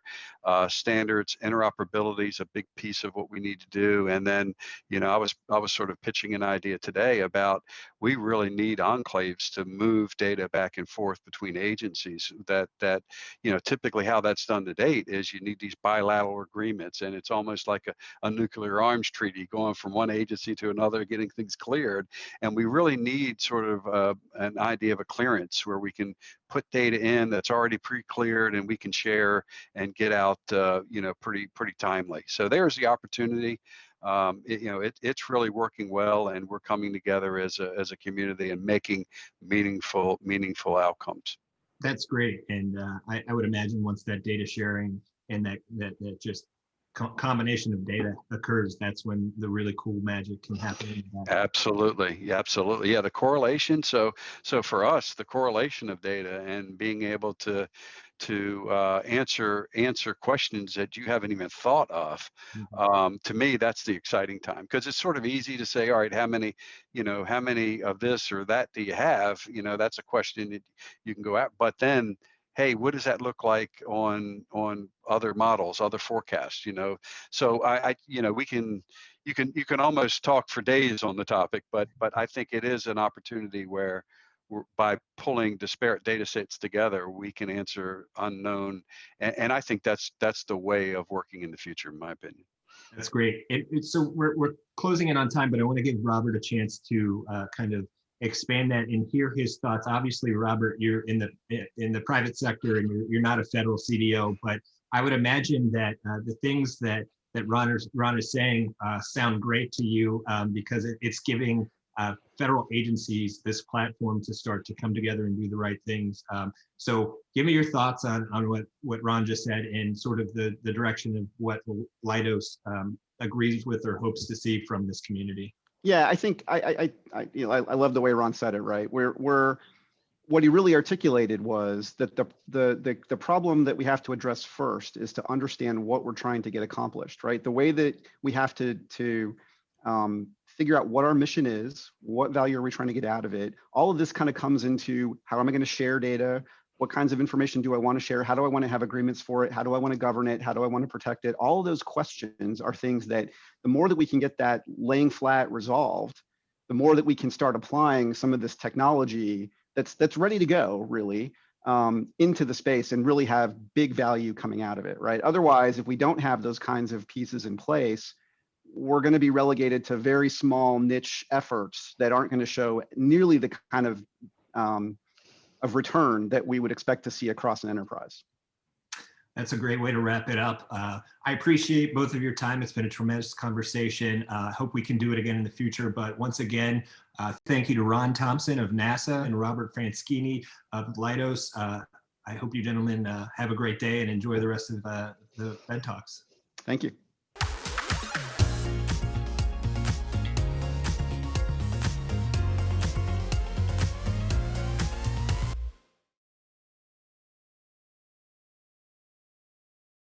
Hi, I'm Shannon Vavra, a reporter with FedScoop, and joining me today is John Redgrave, the CEO and co-founder of an abuse detection software company called Sentropy. Thanks for joining us today, John.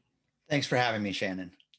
So I want to kick us off by starting about the basics about your company and the details. You emerged from stealth in recent months with $13 million in funding, including backing from Alexis Ohanian, the co-founder of Reddit. Tell us about what Sentropy is all about and what you track online. Yeah, absolutely. So Sentropy is a machine learning company at our core. And I founded Sentropy because I wanted to make the internet safer for my kids. I saw too many connections to what I was seeing online, whether that was mass shootings, systemic abuse of minorities, cyberbullying, trickling into the real world and having massive implications. And it's not just about my kids, but I wake up thinking a lot about the world my kids are going to grow up in and how can I improve that? So we're applying machine learning to the problem of abuse detection. Abuse detection, I think, as most people would recognize, is a huge problem. They might not understand how huge a problem it is, but every platform that has user-generated content likely has some sort of abuse problem. And this is really about creating safer spaces for users to engage and create community, right? That's what a lot of these platforms are about, whether it's a dating site, a gaming company, a social media site. And so we wanted to help these companies with world-class, very cutting-edge machine learning technology that would allow them to identify things like hate speech, which we think of as identity attacks, things like racism, sexism, homophobia, xenophobia, things like threats of physical violence, people talking about shooting up government buildings, schools, right? Mass atrocity style attacks. And then we go all the way to places like white supremacist extremism, which is a real challenge in our country right now, and being able to detect that type of rhetoric so that kids, frankly, don't get red-pilled into ideologies of hate. The last thing I'd talk about really quickly is we think a lot about users online and the psychological damage that hate might have on them. And we've seen a constant rise in issues around self-harm. And so we also have built some classification technology to identify when someone's at risk. It's not just about removing bad actors from platforms or these adversarial actors. It's also about identifying people who really need help, right? So we think about our technology as promoting positive social good. Got it. And tell me a little bit more about how you and your company define abuse. There's obviously a lot of categories that fall under that definition. You've already named a few. How do you go about defining that and towing that line of being accused of political bias or anti-conservative bias, especially in the political environment we're in these days? Yeah, look, I mean, I think you can be pro free speech and anti hate speech. And so when we think about defining these problems, we're very rigorous. We go out and we talk to the experts in many different fields about something like white supremacist extremism. What does that actually mean? What does it mean to be white nationalist? What are the tendencies? What is the language that's being used there?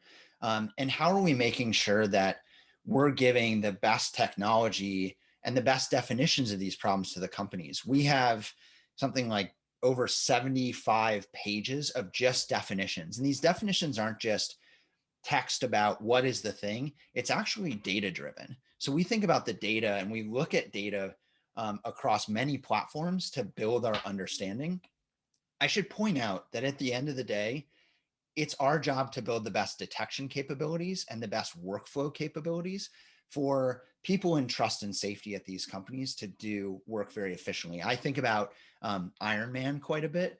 This is about building the Iron Man suit for the people on the front lines of this problem. It's not our job, though, to tell them what is right or wrong, right? So in some respects, by building the definitions, we are saying this is something that's present, but we're not actually telling them you must remove this from your platform. Gotcha. And so walk us through a little bit about how your company actually tracks down different abusive behaviors or content and how that works for you. Yeah, absolutely. One of the things that we think a lot about is abuse not being a platform problem, but an internet problem. And what I mean by that is language evolves so rapidly online that, frankly, technology couldn't keep up with it up until about 5 years ago when there are some really big breakthroughs from a machine learning perspective. And so what we've done is we've built detection capabilities. We take a company's content. So we think of this as user generated content, and we run our classification technology over the top of that.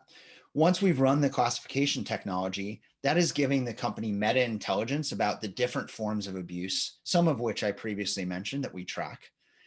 The critical bit here, though, is that we are not just thinking about this as a list of words, right? Because there's a real adaptive adversary problem. I mean, this is kind of like being in cybersecurity where you have bad actors who are constantly changing their patterns.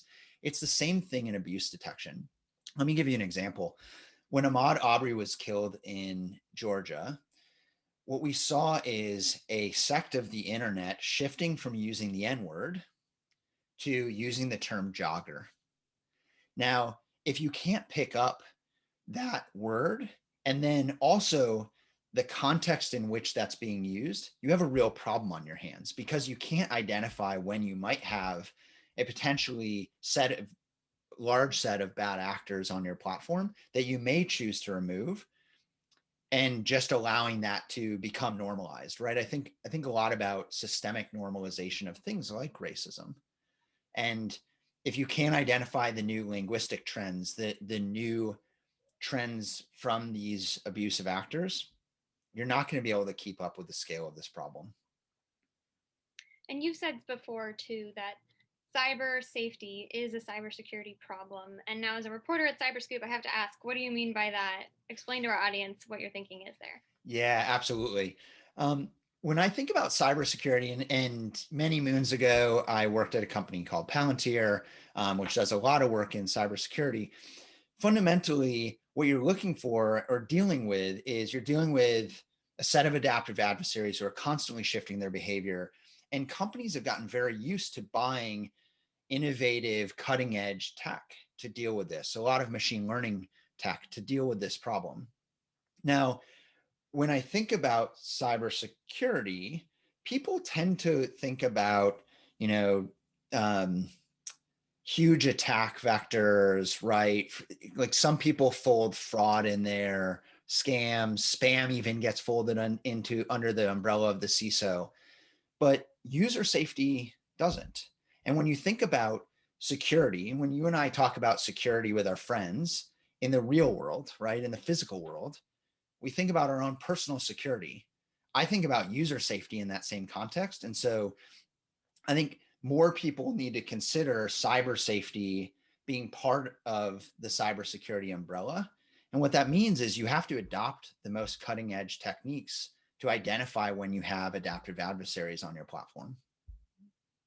So speaking of coming out of stealth, you haven't revealed publicly before which companies you work with. And I got to ask you on the record today, I know you might not be able to say, which companies are you working with? Are we talking big platforms, small, text messaging applications? You mentioned video game applications before. Who are you working with?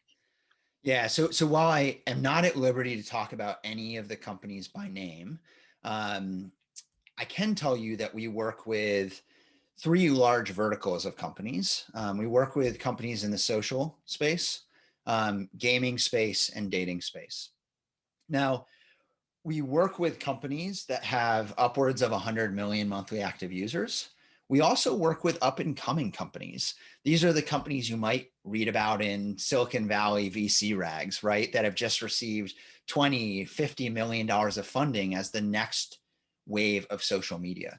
It's my belief that these next set of companies are going to treat user safety as a first-class problem, right? It's no longer going to be something that's reactive. VCs are going to start asking in the room when you're in a fundraising pitch, what are you doing about user safety? What are you doing about trust and safety?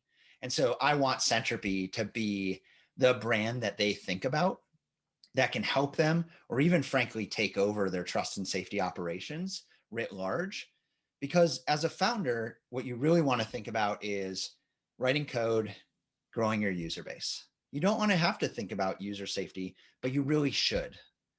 Because it turns out that when you don't think about it, you have an equal likelihood of your company dying because of bad actors infiltrating your platform, right? User churn is something that people think about a lot from a revenue generation perspective, but they don't understand the ramifications of not dealing with abuse. And the ramification is your users will leave. Mm-hmm. So let's talk about that a little bit. Bringing it into current events, we've seen Facebook and Twitter face a lot of criticism, not just in the last several months, but over the last several years, based on how they handle either different abusive behaviors and content trickling into the real world and having a physical manifestation, and vice versa, like in Christchurch when there was a shooting at multiple mosques in New Zealand in 2017.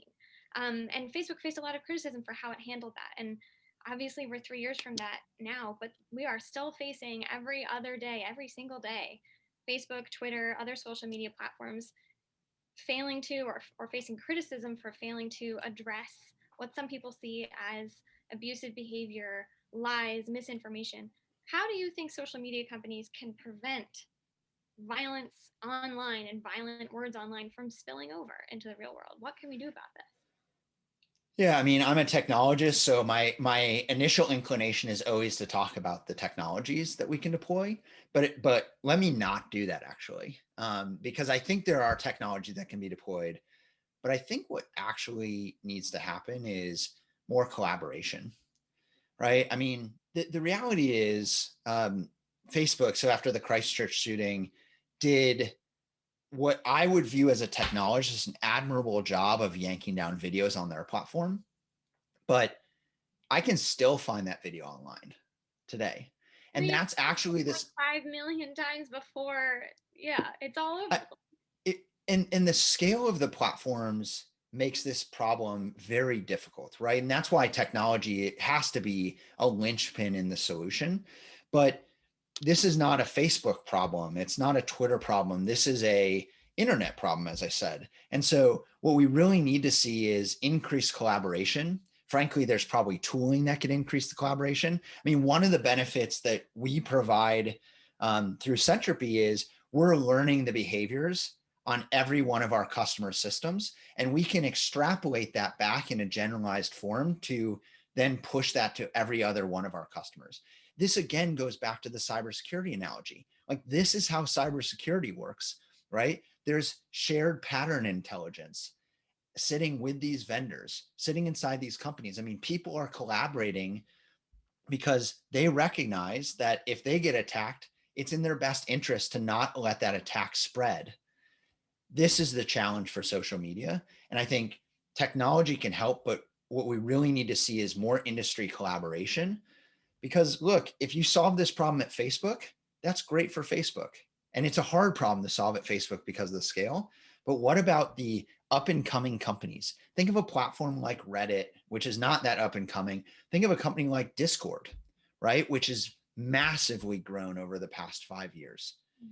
How do you resolve these things if Facebook is sitting in a silo saying, okay, we've got this, we've got it under control, which they don't, but then it propagates to, the next biggest platform and the next biggest platform. I think that's the challenge we face. To me, collaboration, increased technology spending on this problem are the two fastest ways to address it at scale. And you mentioned something I wanted to bring up as well, different misinformation or abusive behaviors hopping from one platform to another. Just recently, earlier this month, we saw with the election, all sorts of misinformation, lies, claims about the election being stolen from President Trump, hopping from one platform to another through screenshots and different videos and allegations of fraud through videos that were doctored or appeared to be doctored. Right now, your company only focuses on text.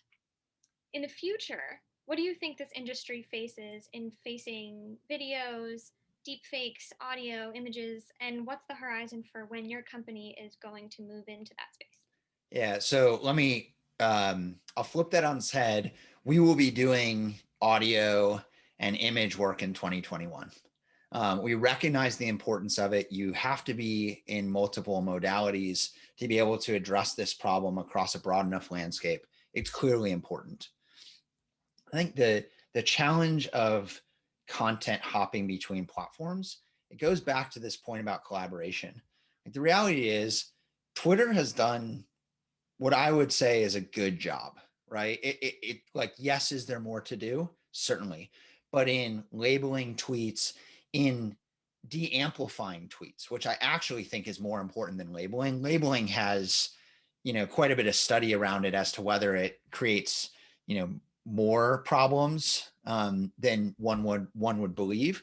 But actually de-amplifying content is critically important. It's about stopping something from going viral and knowing and being able to detect that something might be being problematic. That's critical in being able to de-amplify. So again, that's part of the reason why we built detection at Centropy. But the challenge again is once something hops to another platform, the other platform has a totally different set of policies. Think of YouTube, great example. I think YouTube has done a pretty poor job of dealing with the challenges of misinformation around the election. They've let videos, claiming that the election has been stolen, sit up, and all they're willing to do is to demonetize the videos. Like, that doesn't actually solve the problem. It doesn't solve the problem at all. It just means the videos can't get money, which is not the intent of those videos in the first place, right? It requires that those videos are de-amplified, and that when those videos pop up and YouTube knows about them, that when they pop over to Twitter, when they pop to Discord, when they pop to Reddit, that there's collaboration amongst those platforms. And I think, again, we're very far away from that level of collaboration. And in some ways, there's territoriality around the learnings, which may seem crazy to most people, but it is the reality that we're in today. And again, we need to move into this paradigm that looks closer to what cybersecurity looks like for user safety. And so, speaking of moving forward into the future, obviously, in a Biden-Harris administration, they said they would create a task force to curb online harassment and harassment in social media spaces. What do you think are some best practices that task force should embody or should be pushing out to the public? And what do you see for the future of online harassment curtailing? Absolutely. So I'm really excited about the potential of a task force. I've spent some time speaking with the e-safety office, which was the first e-safety office in the world in Australia. And the mandate of that office is to make all of Australians' citizens feel safer online, right? It's such an admirable thing that I think almost everybody can get behind. And so the promise of that type of office popping up in our own government is really exciting to me. I think the reality of that type of office or even regulatory body is that you have to get industry participation. And frankly, I think there are a number of people in industry who are quite worried about what's going to happen with CDA 230 and are already starting to collaborate on what are the policy best practices. What are the sets of actions we take when, a terrorist video pops up on our platform? So that collaboration is starting to happen at the policy level, which is being almost forced by potential regulatory action, which could be quite damaging to the platforms around 230. I think the reality is the platforms and the people who are watching this data flow through their ecosystem every day, they have the best chance of actually building the right framework for this. And so I'd like to see even more industry participation in that type of group. I do worry a little bit about a regulatory body, not so much under Biden-Harris, but under future administrations and what that could mean in terms of weaponizing that, right? The concept of user safety is so important, but fundamentally that body is going to be building policies and they're going to be building regulations of enforcement against platforms. Now, you can imagine all the ways that that could be used for, less than positive purposes by people who don't have the right intent. And so I worry a lot about that. I think about China. Whenever I think about the most extreme version of this, I think about China, right? And what would it look like for a regulatory body to be spun up that could be weaponized in a way that, the Chinese have done through the Communist Party to limit information and silence speech. Like that's the thing that we need to be really careful about. But building the body, getting the right policies in place is the right first step. I think for the future, I think there are a couple of things. One, I think you're going to see more technologies that are entering the market. Either the market that we sit in today, there are going to be technologies that enhance collaboration.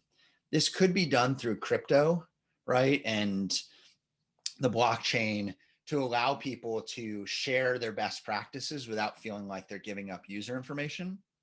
And then I think you're going to see regulation. Like the reality is 230 is going to change. It's not if it's going to change anymore. It's about how it's going to change. I would love to see more accountability to be able to be afforded these protections, right? 230 was built as a sword and a shield. Today, it's mostly used as a shield, right? And it's a shield that is given for free, effectively.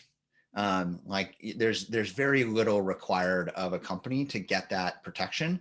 And so accountability is the first step here. So I'm really excited about what the future holds in this space. I think we are where cybersecurity was about 10 odd years ago, right? So I think the next decade is going to really be about how do we protect people online and in their online experiences and keeping them safer. Final question for you, because we are running out of time. Sure. Obviously, we've just passed Election Day, and we do have some incoming members of Congress who either give credence to QAnon and their conspiracy theories or have openly supported QAnon. In tracking down white supremacist aggression and that kinds of abusive content, and all of the definitions that your company uses to define what white supremacist content and aggression is, what should social media companies be thinking about moving forward in moderating that kind of content from specifically those incoming members of Congress? Yeah, this is a tricky question, honestly, because I think the platforms have been pretty clear in their stance, at least the very large platforms, that they are going to remove QAnon content. I think that's the right stance. Our company and our stance is, we will build classifiers if companies find them valuable, right? We believe we can build the best detection capabilities. So will we build a QAnon classifier at some point in the future? Maybe. I don't want to commit to it. I think the platforms, though, have a responsibility to not allow the spread of misinformation. I mean, QAnon is using the same fundamentals to persecute, the set of victims that are in their crosshairs, as the Romans did to the Christians, as the Christians did to the Jews, as we did during the Salem witch trials. Like, it's all the same rhetoric if you actually look historically. And I think it's really dangerous rhetoric. And it's rooted in some like very deeply held ideology amongst many people, unfortunately, across our country. But I think the platforms have a responsibility, and frankly, they have the right to remove this content.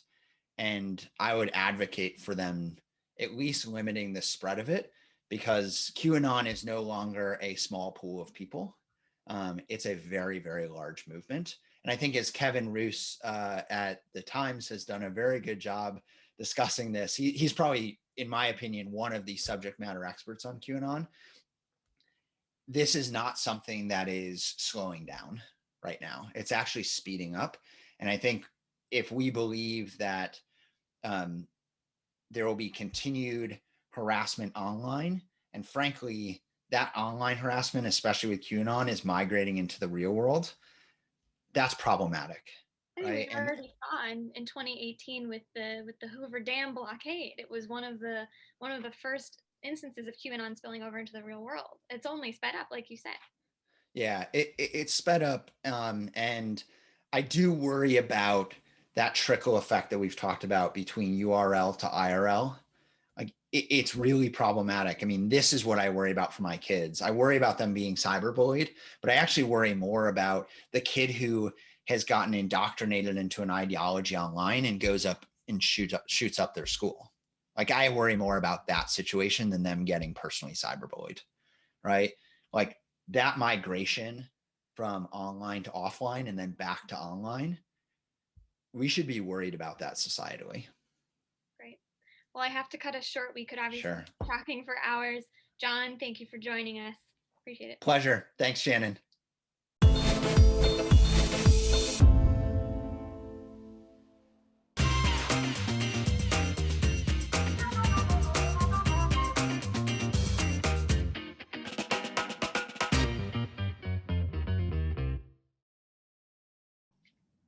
Hello, we're excited to have you join us today for the Regulating with AI session at FedTalks.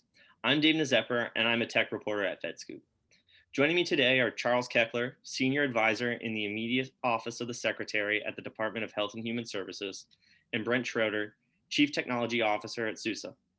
I won't spend too much time on an introduction, but suffice to say that HHS has been hard at work cleaning and integrating data that cognitive tech can use in its business processes. At the same time, the department has found itself regulating medical devices, sponsoring AI research, and trying to develop communities of practice. We'll dive into all of that today. I wanted to start out, Charles, by asking you, though, how is HHS approaching artificial intelligence adoption, and where might it be applicable? Well, it's applicable in a lot of areas, David. And so, of course, as we all know, HHS is a very big department with a lot of divisions, and the different divisions and elements of the department have been engaged in AI for some time with individual projects at FDA, at NIH, and other places. One thing that we're looking at doing this year, though, is gathering together the many disparate projects, as well as the guidance from the Office of Management and Budget and other federal-wide guidance, in integrating those to work towards an enterprise AI strategy that can help coordinate the activities that are already ongoing around the department. And Brent, I'm curious to get your thoughts as well, just on applicability and where you see potential for use cases.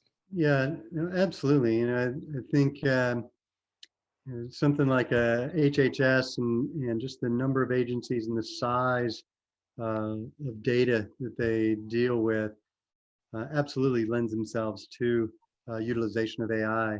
If you think about the population of the United States and the number of constituents that HHS is supporting, the number of agencies, it just seems to lend itself very well, both on the data availability and the problems that would fit AI very well. The next question I wanted to ask you both is how might HHS handle its data to pave the way for AI and also prevent it from becoming a barrier to adoption? Well, data obviously is the fuel for AI, and we generate a lot of data here and a lot of different kinds of data. And this is where AI comes in of a particular importance. There's structured data, there's a lot of unstructured data, we have a lot of textual data in a variety of different fields. And the ability to combine data sets and to develop analytics from that is where AI can show its strength. But in order for that to do that, you've actually got to combine the data sets and actually have the kinds of data sharing that is necessary across different divisions in the department. And that's one thing that we've been working towards for a few years now is data sharing and data availability. And so those things are really sort of preconditions, or anyway, they're projects that need to be done in conjunction with the development of the analytics for that data. Yeah, I want to echo what Charles said. I've spoken a number of times to different technology leaders in various agencies.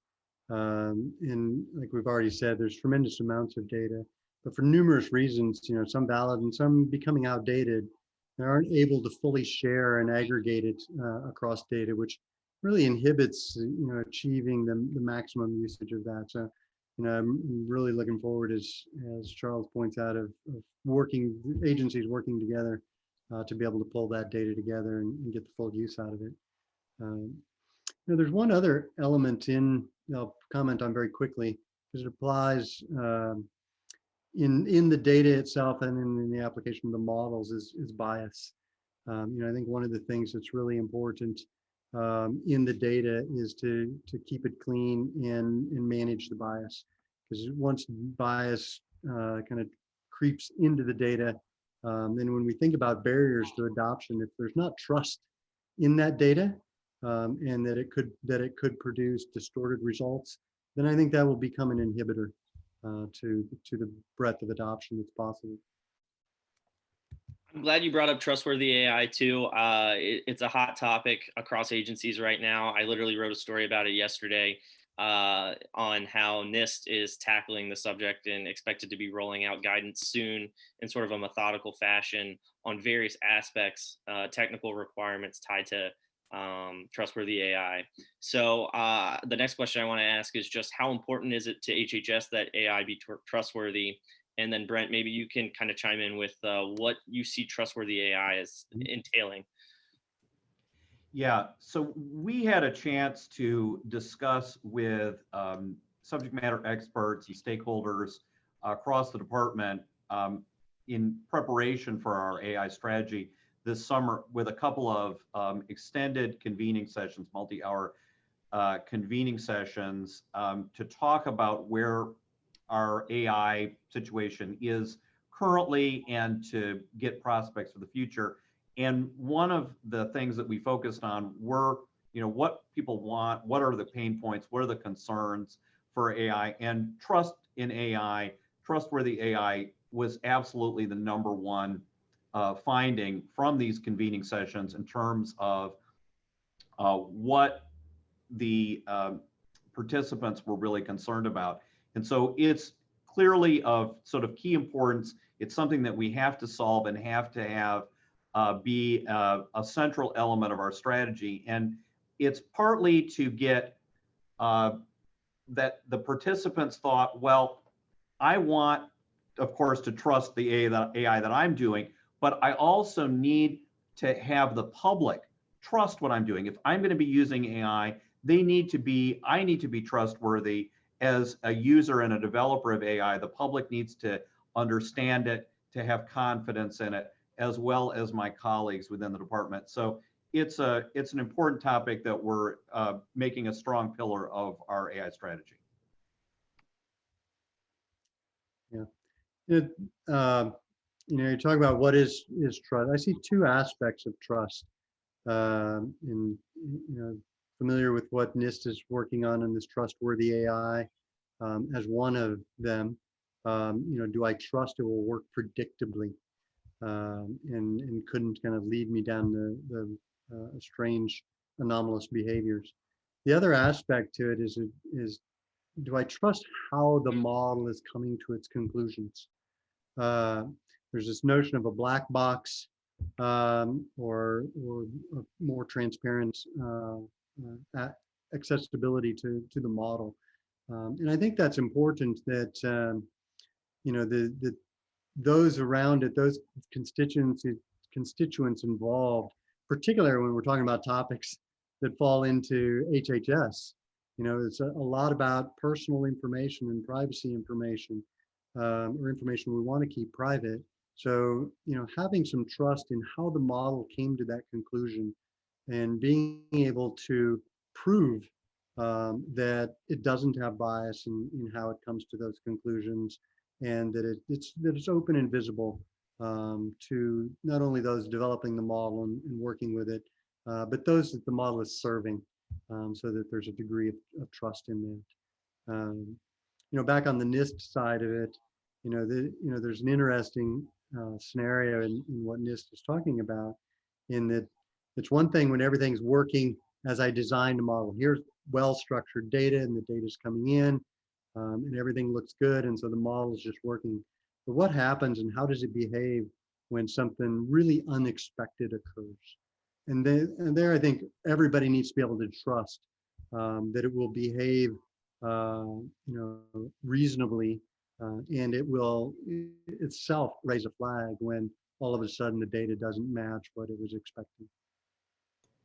Yeah, I would add one more thing on that, which is, part of the discussion now really is about human AI pairing and about developing that and being very deliberate about that.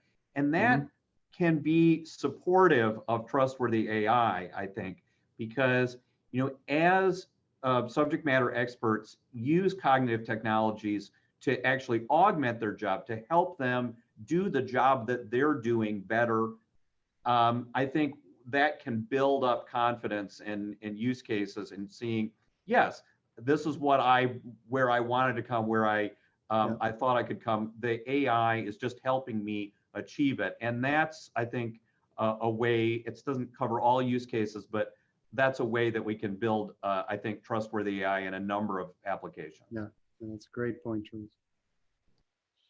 One other subject that I wanted to touch on is almost inescapable. Obviously, we continue to be in a coronavirus pandemic, and I'm curious how sort of the tackling of this pandemic at your agency has accelerated the preconditions for using cognitive tech.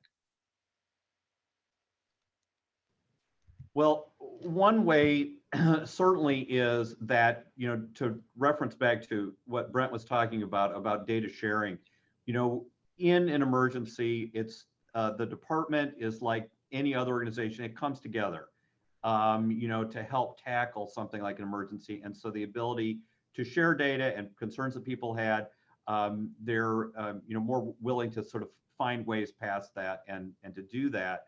And that provides a lot of opportunity, and just the need to innovate is helping drive that and making it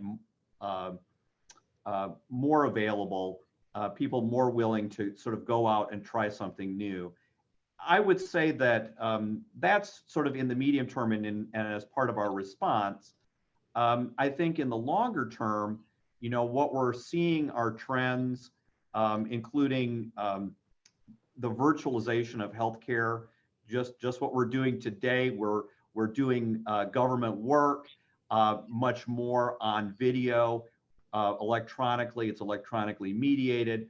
The field now of healthcare provision is electronically mediated, and that's driving these high levels of data that are potentially available in the longer term for AI, both in terms of doing government work as well as in the healthcare field. So those are sort of the long-term sort of trends that might come about. Yeah, I would agree with everything Charles said. There's the saying that necessity is the mother of invention. And we've had all the necessity we could possibly want in the last few months. I think it really forced organizations to try things they may not have tried for months or even years, in a different environment. So I think on the other side, we're going to see significant benefits. Where things were successful, the collaboration was successful, breaking things down into smaller problems, and rather than trying to, have a grandiose strategy where we want to solve all problems at one time, tackling the problem and making progress on that, and then iterating on it. I think are all things that happened during this pandemic, and will continue on. And so I think it puts us significantly ahead as a society over where we would have been otherwise in the applying of the technology to these particular problems. Now, sticking with this sort of theme, I'm curious, do you think there's any major sort of lessons learned from sort of this period of time that we've been in when it comes to AI? I think that one lesson that we can take away is that that necessity of innovating. Right. On the one hand, necessity drives people to innovate, but the need for innovation is there whether or not the necessity has arisen. So, we can, if we look back and we say, and it's always hard to do, to say, hey, if we had been more innovative, if we'd structured this, if we'd moved forward with AI, we would have been better prepared, and we would have had those muscles to collaborate, to innovate, to share data, to make that data available for analytics. I think that idea of continuous improvement and openness to innovation is something that you want to retain outside of the emergency context, so that just for general purposes, but certainly when the next emergency occurs. Yeah. There's another thing I've seen that, I wouldn't call it unique, but again, kind of forced on us or due to the urgency, is the collaboration between the agencies and the private sector. That just, it had to go up, because we had to get supplies, reallocated, repositioned. We had to get resources that were being used for one function repurposed to another, in days and weeks. And that collaboration between the public sector and private sector, I would say, I was talking to somebody else earlier, a couple of weeks ago, that I think we've seen a collaboration between public and private that hasn't been seen since World War II. And I'm hoping that that's a lesson learned, that, hey, we'd forgotten what we can accomplish and how efficiently we can do things when we bring that together and work together better, versus viewing them in totally separate camps and working in isolation from one another. Well, we're closing in on the end of our time, so I just wanted to get any final thoughts you two had about AI in general, or maybe AI at HHS. Any takeaways you want the audience to have? Well, it's been a great conversation. I would add that, one of the things that we're taking away or finding is that, AI is a great opportunity to make the best use of government resources. We have complex problems. We have a lot of data sitting around that people have really invested in and put their work into it, but it's sitting, it's dormant. And AI is an opportunity to take these things that are just sitting in a file somewhere and to bring that up for use going forward. And so that's one of the hopes that I have for AI in HHS and in the federal government more generally. And I think if I was to think of one of the major aspects that I want people to take away or think about AI, going forward is, I think there's often that fear fear from multiple factors of is it accurate, is it biased, is it taking away jobs, etc. And I think the more we apply it and the more we see the benefits, I hope those fears go down and the excitement and the enthusiasm of learning how to apply it for the benefit, and not letting the risks overwhelm us and keep us from achieving and realizing the benefits that are to come. Every technology transition has risks. We've got to manage the risks, but then take advantage of the opportunities and the capabilities that it brings. That's a great point, and I want to thank you both for joining us today. This has been a great conversation, and I want to thank our audience as well for tuning in. We hope you all enjoy the rest of FedTalks. Thanks, Dave. Thanks, Charles.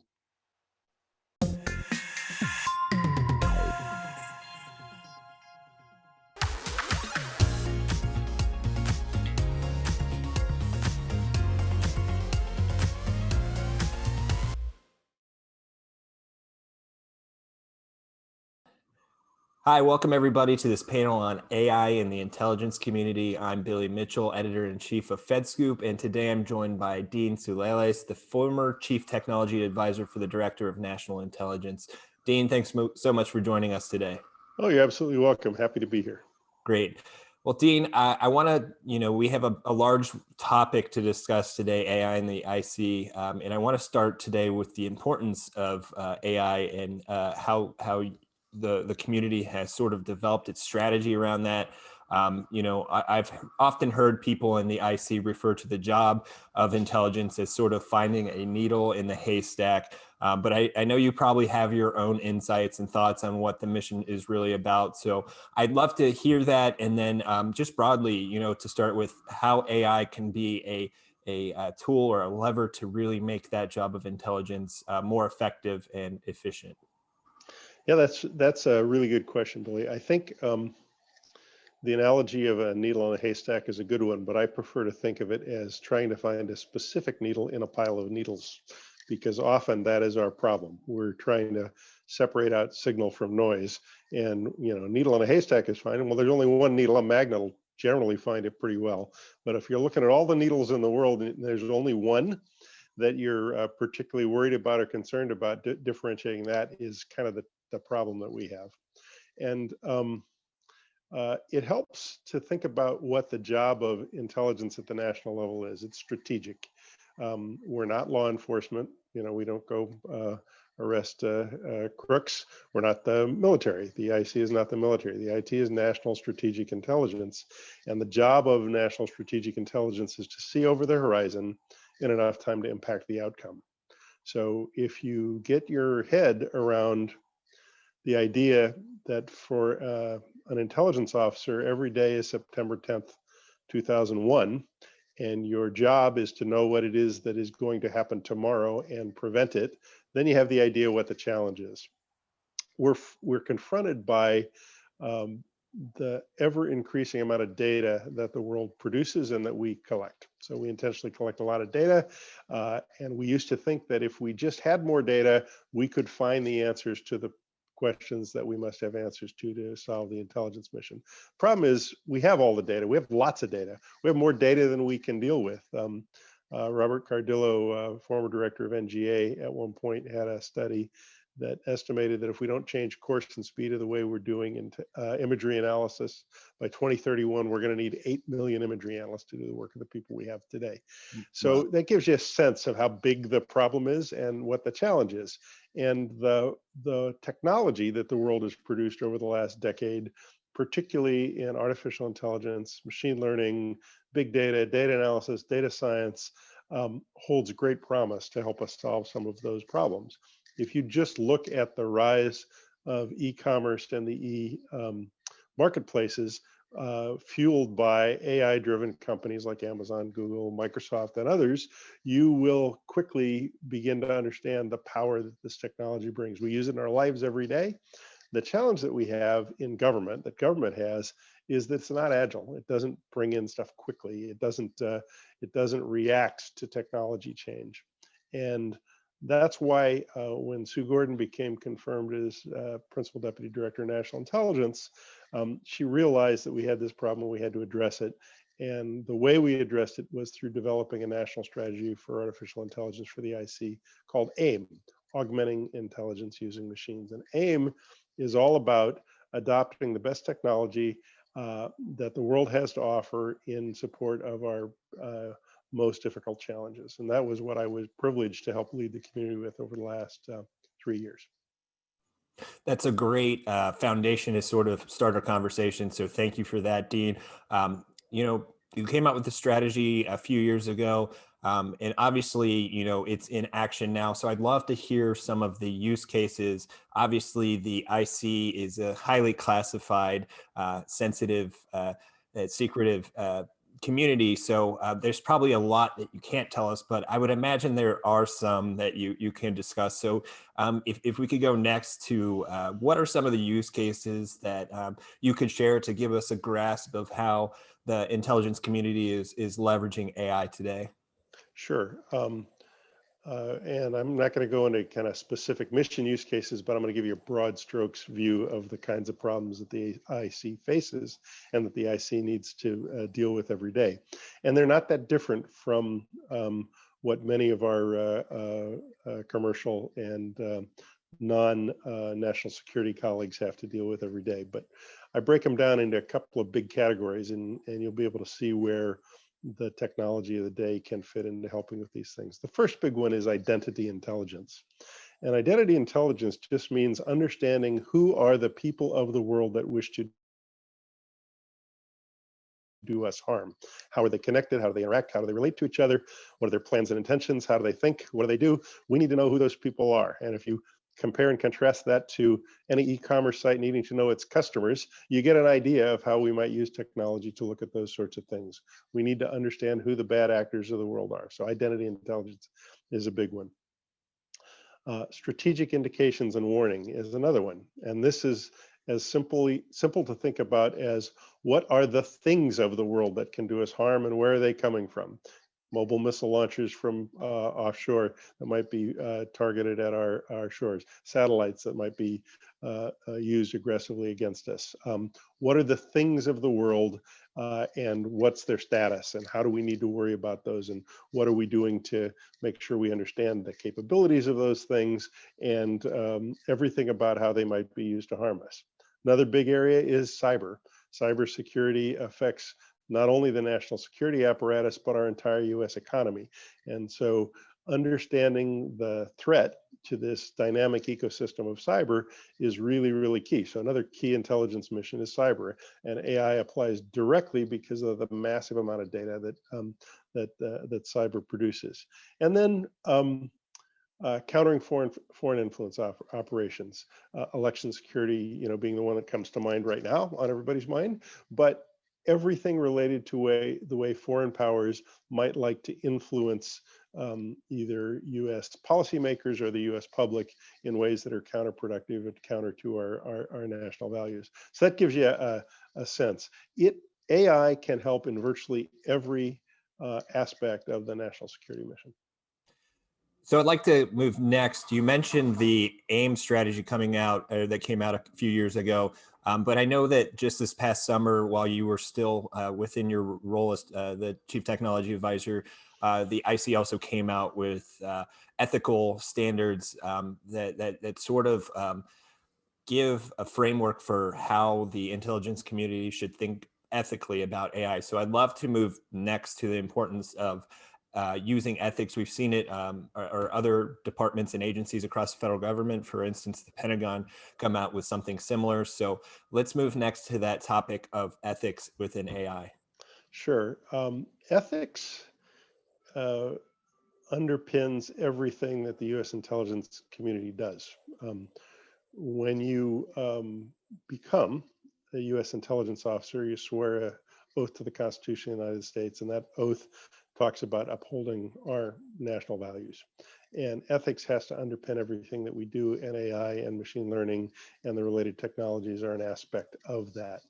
And we have many, many ethical guidelines and principles of operation. We operate under the U.S. intelligence community operates under guidelines from the Attorney General about how we should deal with U.S. persons information and so on. But AI is new. it's different. It has impact in ways that we don't quite yet understand. And that makes it all the more imperative that as the US government, and particularly the national security apparatus of the US government, adopts artificial intelligence, that it does so with eyes wide open. And one of the things we were trying to accomplish in publishing the AI principles and guidelines was to establish a baseline, a set of questions that you must ask if you're going to adopt these technologies that help you stay within the ethical guidelines of the U.S. and within our national, and to make sure that the things that you are doing are consistent with our national values. But it's really important that you contrast the U.S. intelligence community's mission, which I described earlier, with, say, the mission of the Department of Defense, which may involve kinetic warfare, or the mission of United States law enforcement, which is about investigating and arresting criminals.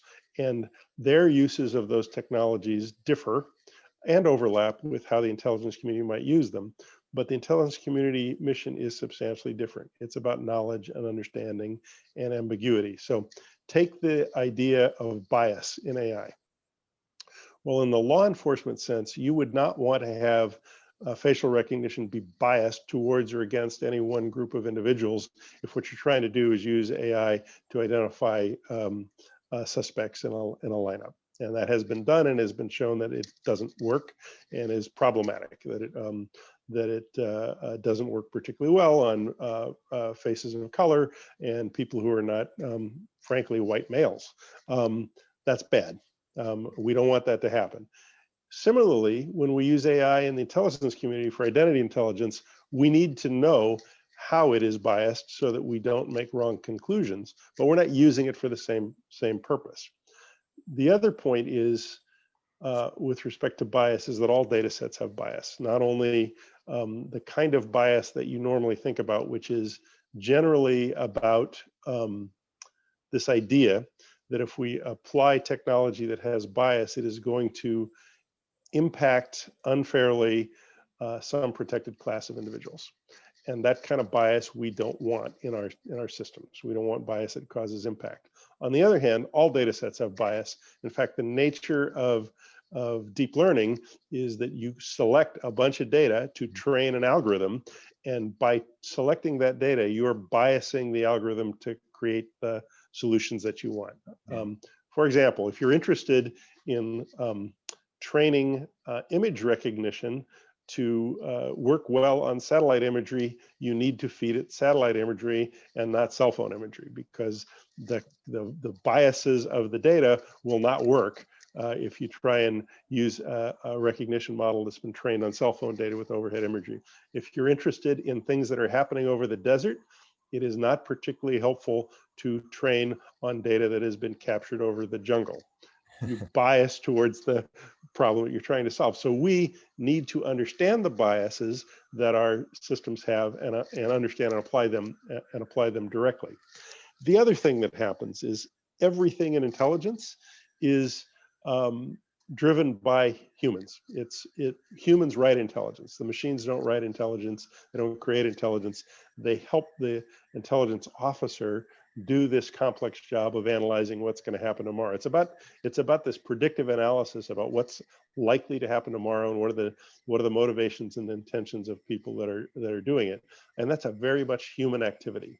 That's why we called our strategy augmenting intelligence using machines and not replacing intelligence analysts with machines, because we're not intending to do that. What we're trying to do is move them up the value chain so that the humans can do things that only humans can do, and we let the machines do things that machines can do. For example, if you're an imagery analyst at NGA and your job was previously to count airplanes on runways in overhead imagery, I'd like to have the computers do that for you so that you can think about airplanes on runways and why there are fewer today than there are tomorrow. So that kind of bridges a bunch of the topics we've already talked about, but I think it gets at the sense of why ethics is so important, because we have to understand how these things work so that we don't cause intentional harm and that we don't give bad intelligence to our national leaders. Absolutely. That makes total sense. Dean, we have probably time for one last final question. And I'd like to hear a bit, just from your expertise and your time in this field, because the IC was out ahead in the cloud, moving to AWS several years ago before many agencies in the federal government did, in other areas of modern tech, and then embracing AI and ML pretty early on, again, comparatively. What are the lessons learned that you could potentially pass on to others across the federal government who might want to get going on this journey today? Sure. One, download the AIM strategy from the ODNI website if you haven't already done so, and take a look at it because it outlines exactly what I'm about to tell you. The first thing is you can't build a house without a foundation, and that means in AI, that means data and compute. So you need to get a handle on your data. You need to understand what's in it, what's not in it, what the provenance is, what the biases are in it. You need to organize it, catalog it, and make it ready for use in this kind of analytics. You also have to have a compute infrastructure. The cloud is great and it helps you rapidly provision technology, but in and of itself, it's not sufficient. There are new types of technology that you need to be prepared to deploy. So you need to have an aggressive digital foundation strategy. Number two, you have to recognize that the problems that the commercial industry is solving are terrific and we need to adopt them quickly. So think about being a fast follower and think about how you can adopt and adapt commercial technology quickly to meet your mission. Many of our mission needs can be directly addressed by the commercial technology of today. The flip side of that is not every aspect of our mission need is satisfied by commercial technology. For instance, I just described how we are acutely concerned about accuracy, reliability, and safety because we need it to be right when we apply it to national security means in particular, and healthcare and commerce and all the other ways that the U.S. government is going to make decisions. We need it to be right. So you need to focus on the things that industry is not doing and make sure you're putting your investment there. And then long range, you need to be thinking about what the practical implications of this are for your mission. In IC, it's understanding what's going to happen in the world tomorrow and making better predictions about it. It's going to be different in every agency. Then in addition to that, there's some practical and tactical things. You need a strong leader. In the IC, we had the principal deputy director of national intelligence basically say, we're going to do this and we're going to lead out and run it. You need a coalition of your willing partners. So we gathered together all of the agencies and elements of the intelligence community to form the strategy together rather than to try and dictate it top down. You need backing from Congress because you need money to do all these sorts of things. And you need strong communications like publishing your ethics and principles and communicating with all of your partners, commercial, industry, academia, and so on. So those are a few things that I think will be helpful with anybody that wants to undertake this journey. All right, well, that's a great place to end it. I'm sure we could chat about this for plenty longer, but unfortunately, that's all the time we have. Once again, Dean Soleles, thanks so much for your time today. It's been great catching up. Oh, fantastic. Thanks for having me, Billy. Absolutely.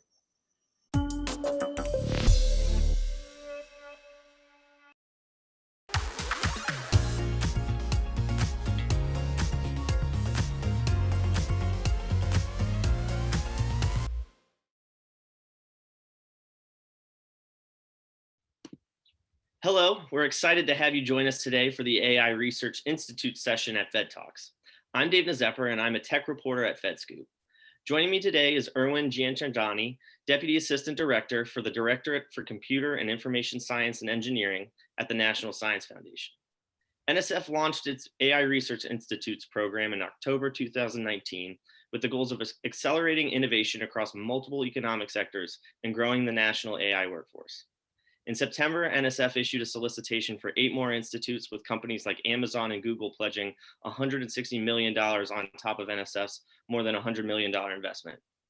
Obviously, this is historic spending in the area of AI, so I wanted to start by asking, how has NSF's AI Research Institute program fundamentally changed the way we invest in AI research and development?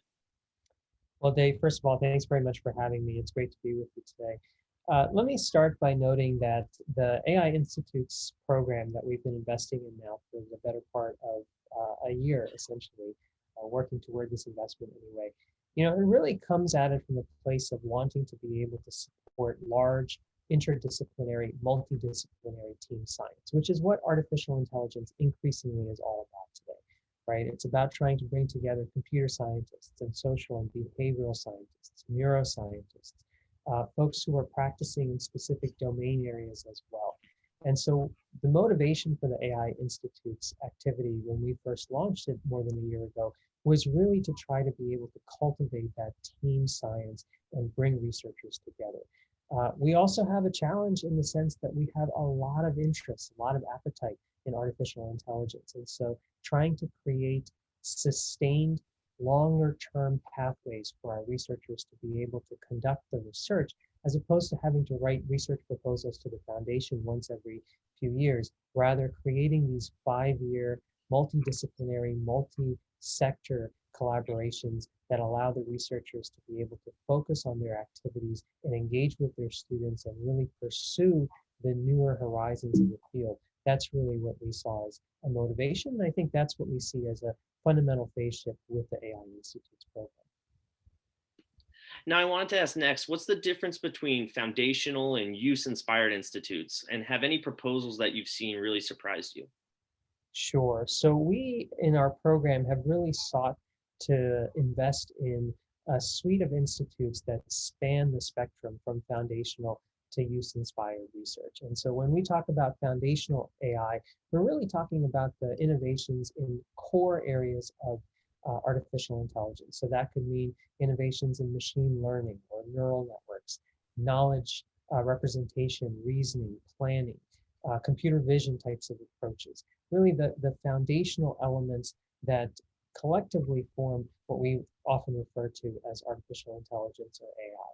By contrast, use-inspired AI is often, when we talk about that, we're often talking about specific challenge problems, whether it be in agriculture or education or transportation, that help to motivate the new approaches in AI that allow us to be able to advance AI while at the same time being able to advance those sectors or those challenge problems and try to derive solutions for those.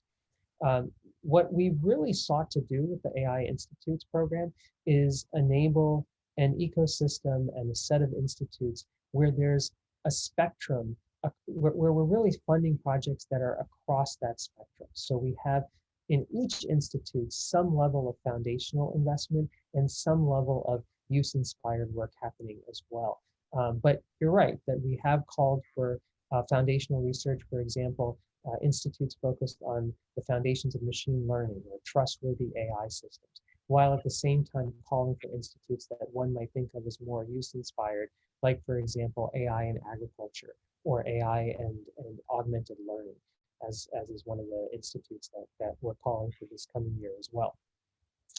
In terms of things that have surprised us, I just say that we are always surprised by the research community and the intellectual leadership that the research community will take. And so a great example of that is the Trustworthy AI Institute that we ended up funding just a few months ago. The Trustworthy AI call, we were looking for projects that would again be perhaps more in the foundation space. And as it turns out, we ultimately funded a team at the University of Oklahoma, led by researchers at the University of Oklahoma, that's looking specifically at trustworthy AI in the context of weather, climatology, oceanography, and the data sets associated with each of those areas. So we wouldn't have necessarily thought that that would be a result of our trustworthy AI call, maybe perhaps a call that's looking at AI and weather or AI and climatology. But the team did a great job of demonstrating how they're going to move the frontiers of the foundations of trustworthiness in AI systems, and yet at the same time have impact in these areas. So I think that comes back really nicely to what I was saying earlier about how we're really seeking proposals that strike that balance across that spectrum. Now, in terms of the makeup of these institutes, how diverse is it and why is that so important? Well, so I think we would all agree that as we think about who's developing new technology, as we think about the kinds of technologies that we're using on a day-to-day basis, the more that we can have a diverse set of perspectives that are going into designing new technology and unearthing it and developing it, the better off we are as a diverse society that's then ultimately using those technologies as well. And so I think from our perspective, it's really, really important. It's fundamental to trying to ensure that we have teams that are, again, multidisciplinary, multi-sector, many different institution types, many different perspectives that can come to the table. And we've been really pleased by the fact that in the first round of AI Institutes, we funded 7 institutes in that first round, 5 that were funded almost entirely by NSF, and 2 that were funded by the U.S. Department of Agriculture's National Institute of Food and Agriculture.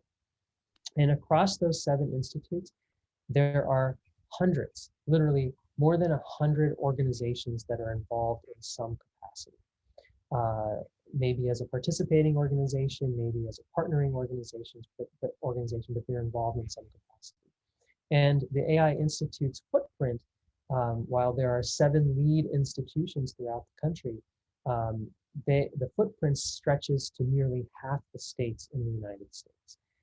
And we were really pleased as well. We had sort of encouraged the community to think about the partnerships within the academic enterprise as well as with industry and nonprofits and foundations. So among universities, we have a number of minority serving institutions that have engaged with us, like Tuskegee University is involved with one of the projects, and also corporations. So in one of the cases, we have funded a project looking at AI in agriculture specifically, and they're partnering with John Deere.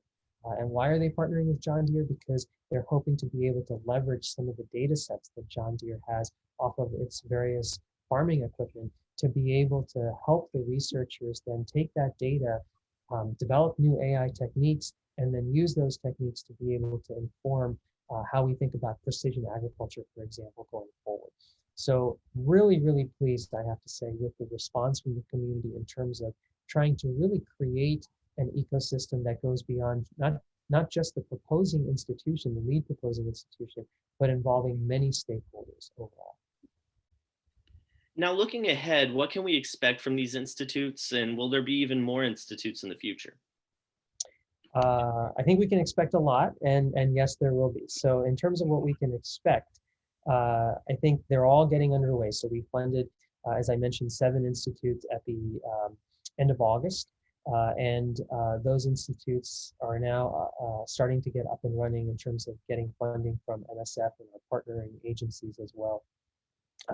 And I think we can expect over the course of the next several years for these teams of researchers to be able to generate new research results that will have significant impact on the frontiers of the field of artificial intelligence and on the touch points that they have with other domain areas like agriculture as well. And I think we'll start to see that pay dividends in the long term. So much of today's AI revolution has its roots in federally funded, National Science Foundation funded research that dates back to the 1990s and the 1980s. Your ability to be able to go to Netflix, for example, and watch a movie, and then Netflix suggests the next movie that you might want to watch based off of your prior preferences. That is a technique that has its roots in federally funded research. And so in the same way, these institutes will be giving birth to newer innovations that will lead to improvements in our quality of life, that will lead to new jobs, new capabilities, and so forth. In terms of, can we expect more institutes? Absolutely. So we, at the same time that we announced the first 7 institutes that we were funding, at the end of August, we also launched the next round of call for proposals for the next round of institutes that we hope to fund a year from now. I just want to correct something that you said earlier, just slightly, ever so slightly. Yeah, have at it. so we are looking as part, so the first round, 7 institutes, $140 million, all federal investment. This next round, hoping to fund an additional 8 institutes in many new areas, a couple of overlapping areas as the previous round, but 8 institutes, each 20 million over 5 years, that's $180 million investment. And the 4 corporate partners that we've signed on with are going to contribute in total $20 million to the effort, not 160. But nonetheless, they're contributing cash, they're contributing other kinds of resources like data sets and access to platforms and toolkits too. So hoping to fund 8 new institutes about 9 months from now, 9-10 months from now. And we really see the AI institutes as a runway for long-term sustained US investment in artificial intelligence research and development and workforce development. I think there's a huge education component here as well that we're excited about. And so we expect this program to continue even beyond the current funding opportunity that we've just announced. And do you get the sense that the competition for proposals is getting more intense as the program evolves? So I will say that we are getting a very large number of high quality proposals from the research community. I think there's a lot of excitement in the community to be able to tap into these types of resources.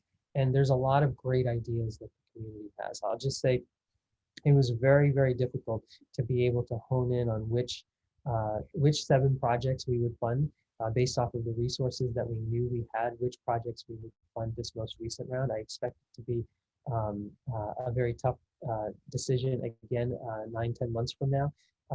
So yes, I think that there's a lot of excitement and enthusiasm and a lot of great ideas that serve to potentially continue to change the game in AI and in the various fields of our economy and society that AI touches. Now we're closing in on our allotted time, so I wanted to just ask, is there anything we haven't touched on or that you'd like to get across, anything that you really want to hammer home? I think, Dave, maybe the one thing I'll touch on, I sort of alluded to it on the last question that you posed to me a couple questions ago, but I do want to hit this point. There's a very strong emphasis on, yes, we're supporting foundational research, use-inspired research that can help to advance AI and help advance the fields that AI can enable or impact. There's also a really strong education component to this. The AI institutes, every institute has a significant number of students that graduate students, undergraduate students, postdocs who are going to be engaging as part of the AI Institute. And so the ability to be able to nurture and train, in some sense, the next generation of researchers, folks who would go off and become faculty members in their own right, work in industry and industrial research labs, work for the government as well as researchers, as well as practitioners, folks who have now the basic competencies around AI. I think there's a really vital role here for the institutes to play with respect to the workforce of the future. And also, a couple of our institutes are really looking at lifelong learning and AI in the context of lifelong learning, really thinking about the future of the workplace as we evolve to adopting these types of emerging technologies. So I want to be sure, I'd be remiss if I didn't say at least a little bit about that education component, which also feeds our principle around diversity and inclusiveness and thinking about how we broaden the participation of folks in AI and other fields like this. And it's a great note to end on. Thank you again for joining us today, Erwin, and for your insights. And thank you to our audience for tuning in. We hope you enjoy the rest of FedTalks.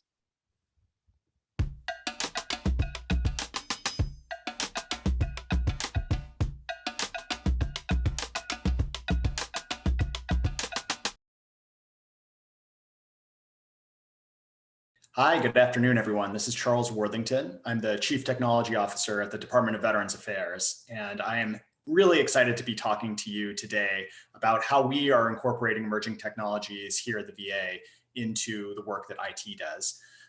But what I'm hoping to do today is actually make a case to you that we can't begin to talk about a new technology like AI without first thinking about the way that our organizations work as a whole. Because I'm a strong believer that tools and technology are really only a part of what technology can bring to the public service, public sector. We also need to bring our people and our processes along as well. And I think at VA, we've done a really good job of trying to change the way that OIT works for the agency to make us more adaptive and flexible. And that's, I think, a necessary precondition before you start thinking about adding in new tools. So I want to talk to you a little bit about what we have done at the VA that has, I think, really set us up for success as we look to the future of these emerging technologies. I don't know about your workplaces, but at the VA, it is certainly true that there is almost no initiative that the agency is undertaking across the entire department that doesn't heavily depend on our ability to effectively use technology.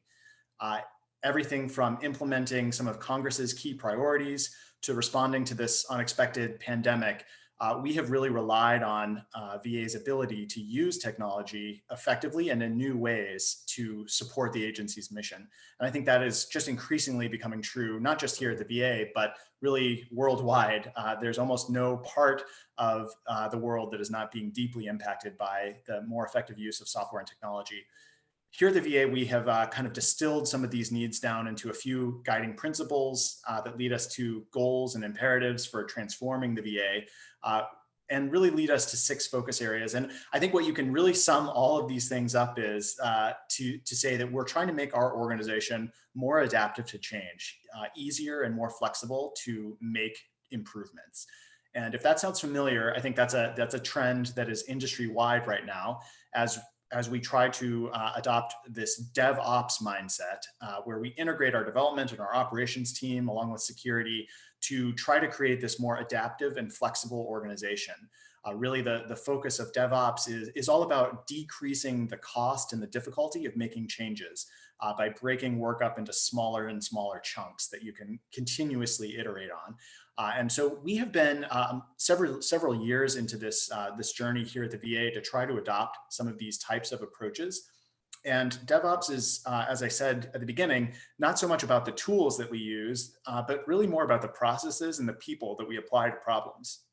We've had some good successes making our organization more flexible and responsive by leaning into some of these approaches. And we've used them successfully to do some more traditional project delivery over the past couple of years. But these were really put to the test during the pandemic, which was obviously an unexpected and unplanned for event. And so, that's really a situation in which you need to be able to be a flexible organization. And luckily at the VA, we had started to build some of those muscle movements that add that agility and flexibility into the organization. So I want to talk a little bit about some of the successes that we had as we tried to respond to the early days of the pandemic, and obviously are going to be leaning on very heavily in the months and years to come as the nation brings ourselves out of this. Early on, we saw right away that telehealth was going to become an increasing focus. And telehealth already, VA is a leader in telehealth and has been in terms of letting people interact with their clinicians using not just video conferencing, but also phone and messaging, secure messaging. But right away, as we started to see inpatient services being infected or outpatient services being affected by the inability to come in for a routine appointment, we wanted to shift as many of those as possible to telehealth. And we had to scale this architecture quite dramatically. Something that you've seen is that it's grown and grown here at the VA, but I think that this is something that's here to stay. But obviously being able to essentially, 10x or more your capacity for something as bandwidth intensive as telehealth really required an all hands on deck approach from everything from our network and ops team all the way to our software team that was building the end clients for the telehealth applications, and also required our workforce to be really flexible and responsive, learning new tools and new ways of working. We're really proud of how we and VHA were able to partner to help successfully scale this program. Similar story for allowing people to work from home. I'm coming to you live from my dining room. You can maybe hear my 3-year-old or my 1-year-old crying upstairs as she's trying to go down for her nap. This idea of having many folks in our workforce working from home, a lot of them for the very first time, similarly put a huge strain on our existing ways of working. And we had to become very flexible very quickly to try new technologies, new approaches to scale us up. You can see the curve here. We were able to bring our remote work, almost double our remote work usage over the early months of the pandemic. And then on the customer facing side, we also were trying to very quickly create new capabilities that would help veterans understand how the VA was being impacted by the coronavirus pandemic and how that was going to impact their own services. We deployed things like chatbots to help quickly get information in the hands of the veterans who needed it. We also helped VHA roll out a digital screening tool, which speeds up the entry into medical centers, obviously getting a set of screening questions asked every time you want to come in and out of the facility can lead to bottlenecks, especially during shift changes for our VA staff. And so by creating this digital screener, which came out of one local medical center's innovation lab, we were able to get it nationwide and in use across the VA ecosystem very quickly. We also scaled our text messaging appointment reminder solution to actually introduce a new two-way communication style. So now in certain medical centers, veterans are able to check in for their appointments by texting a number and interact with the staff inside the medical center who can tell them when we're ready to see them. This is a way to decrease the crowding and the waiting inside of the medical centers and try to keep everyone as safe as possible when they come in for the care that we need to give them.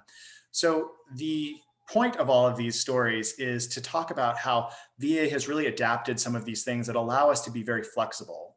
These systems, by and large, they existed in to some extent before the pandemic, but because we had these flexible approaches in place, we were able to quickly change them really in a matter of months to either scale them up in the case of telehealth or remote work, or just add totally new capabilities that we had not yet considered, like the chatbot or the I am here text messaging solution. And I think those approaches are really what's going to be needed for our agency to successfully adopt emerging technologies, especially those in the artificial intelligence space. So I want to look ahead now to a couple of technologies that I think are quite exciting for the agency in the years to come. And this is a place where my team is spending a lot of their focus. Two areas in particular. One, data-powered decision support, where we are able to quickly generate insights from our own data to help the VA perform better. And then the second is a API-first architecture, which is going to make it easier for our systems to interconnect with each other and for new capabilities to be delivered using those systems and the data that's contained inside of those systems. And these two technologies, I think, together will allow the VA to really transform a lot of its services. We've already seen some really exciting movements in both of these, and I'll talk a little bit about what we're working on now. But I am really, really excited about the potential of these technologies put together to transform the way we deliver healthcare. First of all, modernizing our data architecture is a real important priority for my office and our Chief Data Technology Officer, Denise Kitts, who started in that role just a few months ago. The VA has an enormous amount of data, and the way that the tools that we have to capture and to use that data are evolving and need to get even stronger. Everything from the capture of the data, often in transactional systems, then into the organization and the analysis, which lets us derive insights from those data sets, both on a long time scale, but also sometimes just immediately in the moment with more sophisticated technologies like event streaming. And then we need to take those insights and find a way to present them back to our users, in this case, clinicians or claims adjudicators, who then can make a decision, and then it's a continuous cycle from there. Every part of this ecosystem at the VA, we need to invest in to make more effective and more responsive. And we have a diverse ecosystem of data tools at the VA. So making all those things interconnect is a huge challenge for us, but one that we're tackling now. One of the very first use cases that uses this whole chain in real life is our work to modernize benefits processing and streamline them using some of our own data.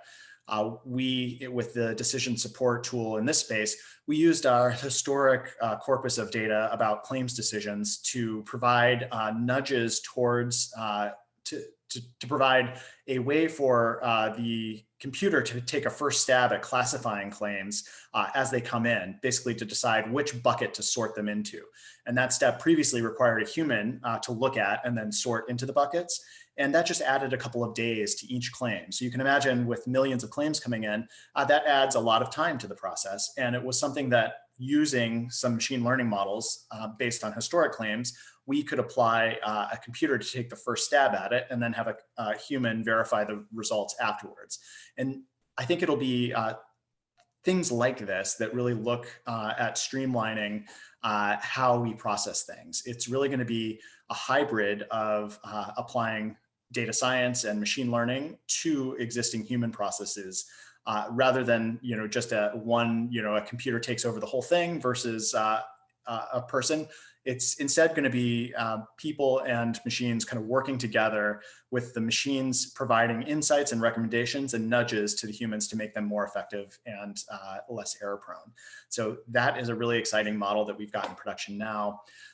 We have reduced, as I said, some of the wait times quite a lot, when you add them all up across our entire ecosystem.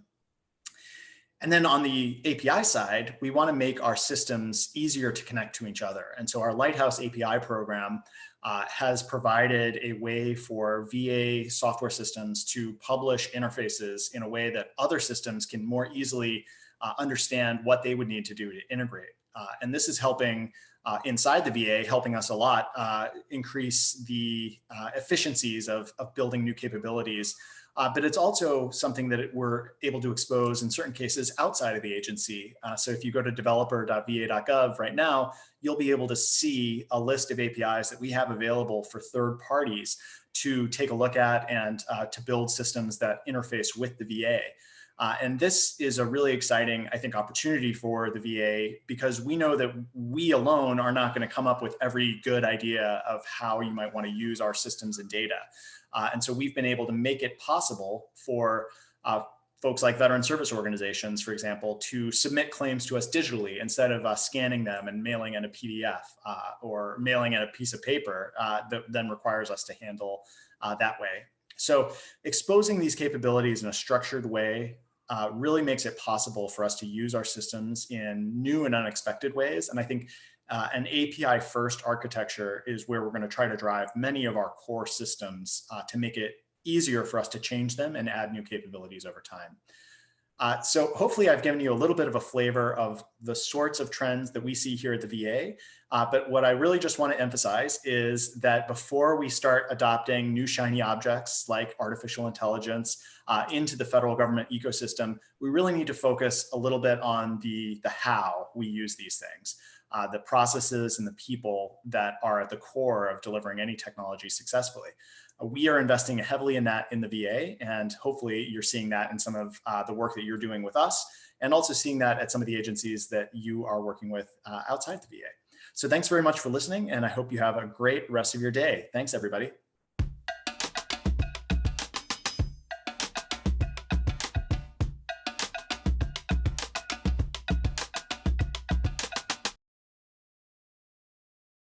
A huge thank you to all of our fabulous speakers.